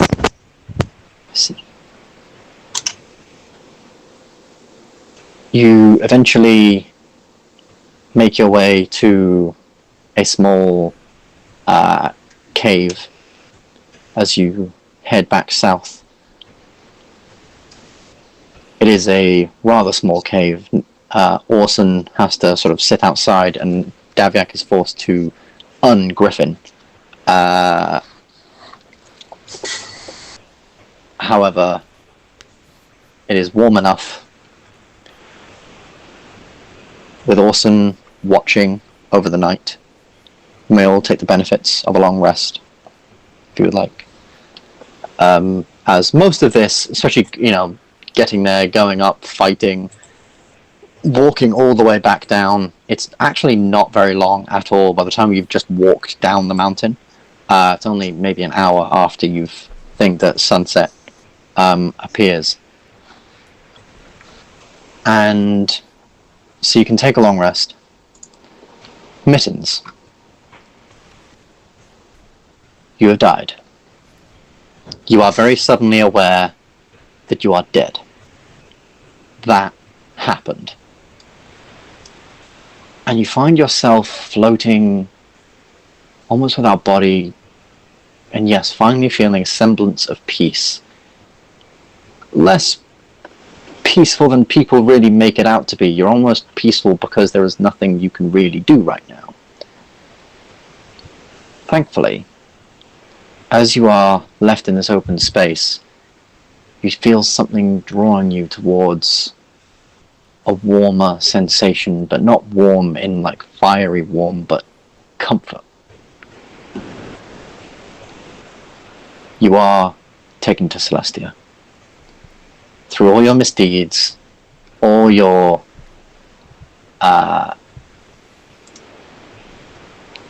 lootings and robbings and random runnings around, the sacrifice you made for a greater good of a land that wasn't even yours, ultimately, you think, did you very well. The morning comes, really quickly before we end the session. Would you like to revive Mittens? Yeah, have you seen how... I mean, anything for you, JJ, but have you seen how fucking expensive this is? Yeah. I mean... I'm more than happy to put money towards for it. Our best chance... Well, we've got... There's... What is it? True Reincarnation? Something like that? True Resurrection. Gold pieces. True Resurrection, that is... And it's a 9th level spell. Yeah. Resurrection. Yeah, Resurrection is a 6th level spell?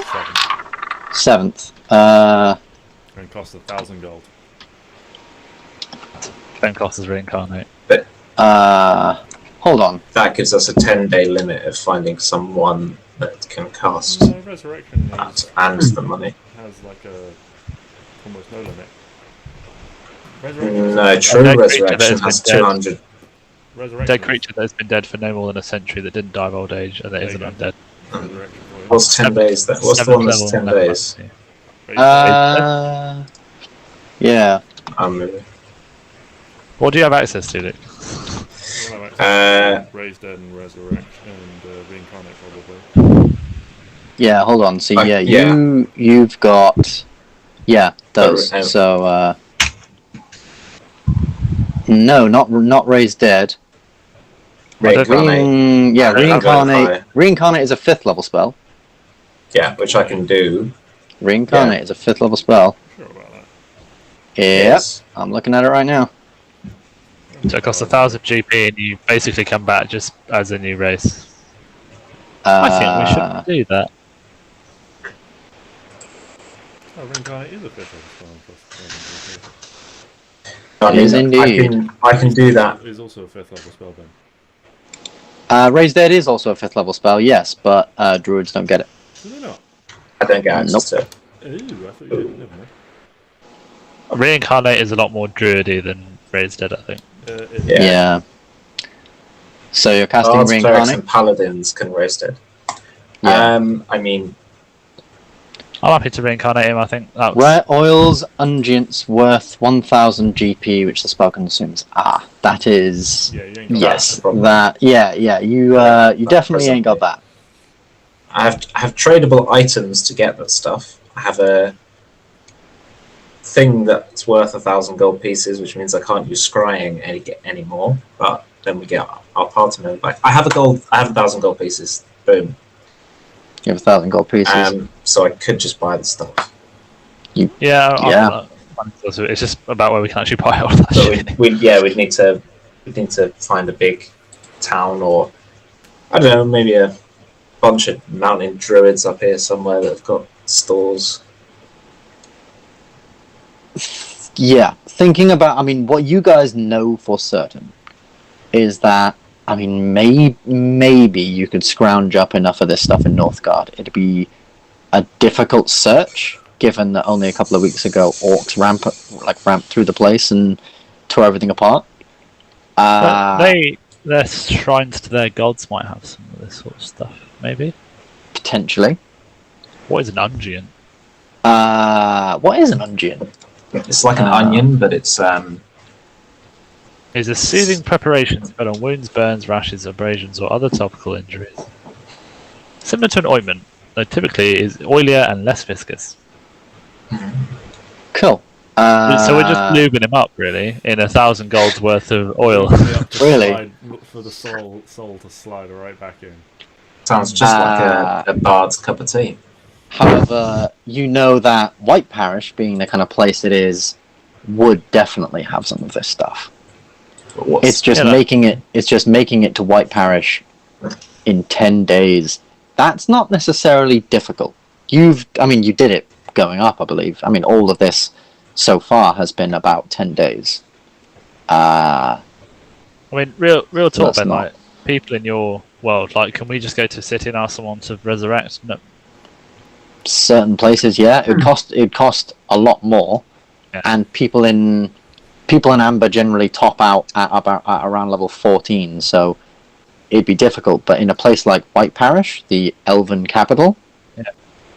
you think you're probably able to find someone who can do But it something would like be this. extortionate if the cost It to would them be- is 1,000. We're looking at what, at least 3 or 4. Yeah, because you'd be buying. I mean, for that, it's like you would buy the stuff, the oils and everything like that, and you would buy essentially a 5th level spell from them. You'd be paying for their services as well, and a 5th level spell. It's pretty high for most people, so that's still a decent thing. You guys have a bit of money, but would cost a lot. So, I mean, yeah.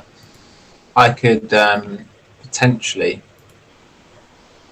just, turn in something fast and carry his corpse on my back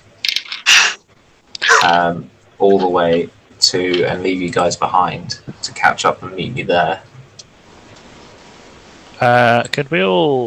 We could all go at a decent pace. One of us could ride Orson, and then 2 of us can ride on Daviak. Do like we did before, but a slightly just slower make pace. a good pace and try and get to Northgard and see I mean, Yeah. I personally think that the idea of a reincarnate is quite cool, but it's kind of up to JJ. I mean, it's not up to JJ at all. He's dead. Oh, you're getting reincarnated, bitch. I want to see you come back as a wood elf.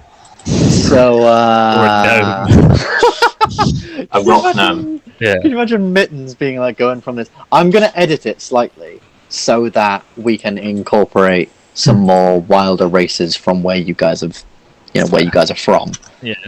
But 'cause as it is, we'll see. It's not the most, because it just uses player's handbooks. You've got Dragonborn, Dwarf 1, Dwarf 2, Elf 1, 2, 3, Gnome 1, 2, Half elf. Half orc, Halfling 1, Halfling 2, Human, Tiefling. Yeah. So I'll look at editing that to make it a little more, a little cooler, with some more races and stuff. Probably just split it into like 5. So that's 1, 2, 3, 4, 5, 6, 7, 8, 9, 10, 11, 12, 13, 14. Split it into like, I don't know, like 5, like things of 5 going up, and then have all the races from there. Something like that. Races if you did that. Yes, something like that, or maybe 4. I found something that someone's already made. I'm going to send it to the chat. But my internet's being really slow, which might help. We've got plenty of time, unless you were thinking of doing this before we end this arc, Ben? Probably not. We'd probably pick this up next week. But what I will say is, we just do an admin next session with the other next guys as well. Then we session- can just have a bit of an admin session. yeah. So next session will probably be a bit of an admin session where, you guys will be. So what to expect for next week? Level up all your characters. It'll be finishing off this arc. It'll be. I'm not going to do like a whole travel encounters and things like that, but just a little bit on the travel of the other group. Where are you guys meeting up, and what is the route the other guys are going to meet up with Glyndon and Doc? So I think you're in, they're in the Shattered Coast. Are you sailing all the way around, or are you just walking across the Great Plains to the capital? It's walking, but we're walking's faster than sailing, surely. I mean, Yeah. they're coming to us, right? In the capital. Yeah, they're coming across to the capital. Yeah. Okay. So We message them. Whether Aram is And- the boat again. good point. That's questionable. Don't know if he wants to. Don't know if he wants to see the holy man. Yes, Luke. We will also discuss that and your new character at some point as well to just square that stuff away. But yeah, so we'll sort that out. We'll essentially sort out what they tell each other, how all that goes on, and then from there, hopefully at the end of next session, it'll be. I mean, if you want, we can have a slightly shorter next session as well if we get through all that pretty quick, because then it'll be one group going one way, one group going the other way, and I mean, Daviak will basically say to you guys while he's doing this, he's going to the capital as well. So he's going to go to the capital to meet up with. It's our Avengers film. He's going to be going to the capital, or he figures the capital because that's probably where the Guardians are, but he has no actual clue right now. And he'll go there to try and find out maybe where you guys are and tell you about everything that's happened up here, so that everyone can get caught up with everything. Cool. Yeah. Cool. It's We'll have a chat Ben? so we can come up with some plans. Indeed. Hope you all enjoyed that combat. I'm very sorry, JJ. I got no And I'm very, very sorry as well. It wasn't exactly. It was kind of the thing where it's like, well, I know one of you can cast some spells, and you guys have got a lot of money, so you might I still thought, make it alive. Luke, but- I thought you had revival fighters. So when you were like, I I don't didn't know have it anything, prepared. I was like, oh god. Because I think we then, because we did briefly discuss it, and then I think Your confident mind took over, and you went, "No, we got this. Yeah, Hey, I it's a thought good you had. discussion. I thought you had Raised Dead. I was same with JJ. I thought druids had Raised Dead, so I thought you had that.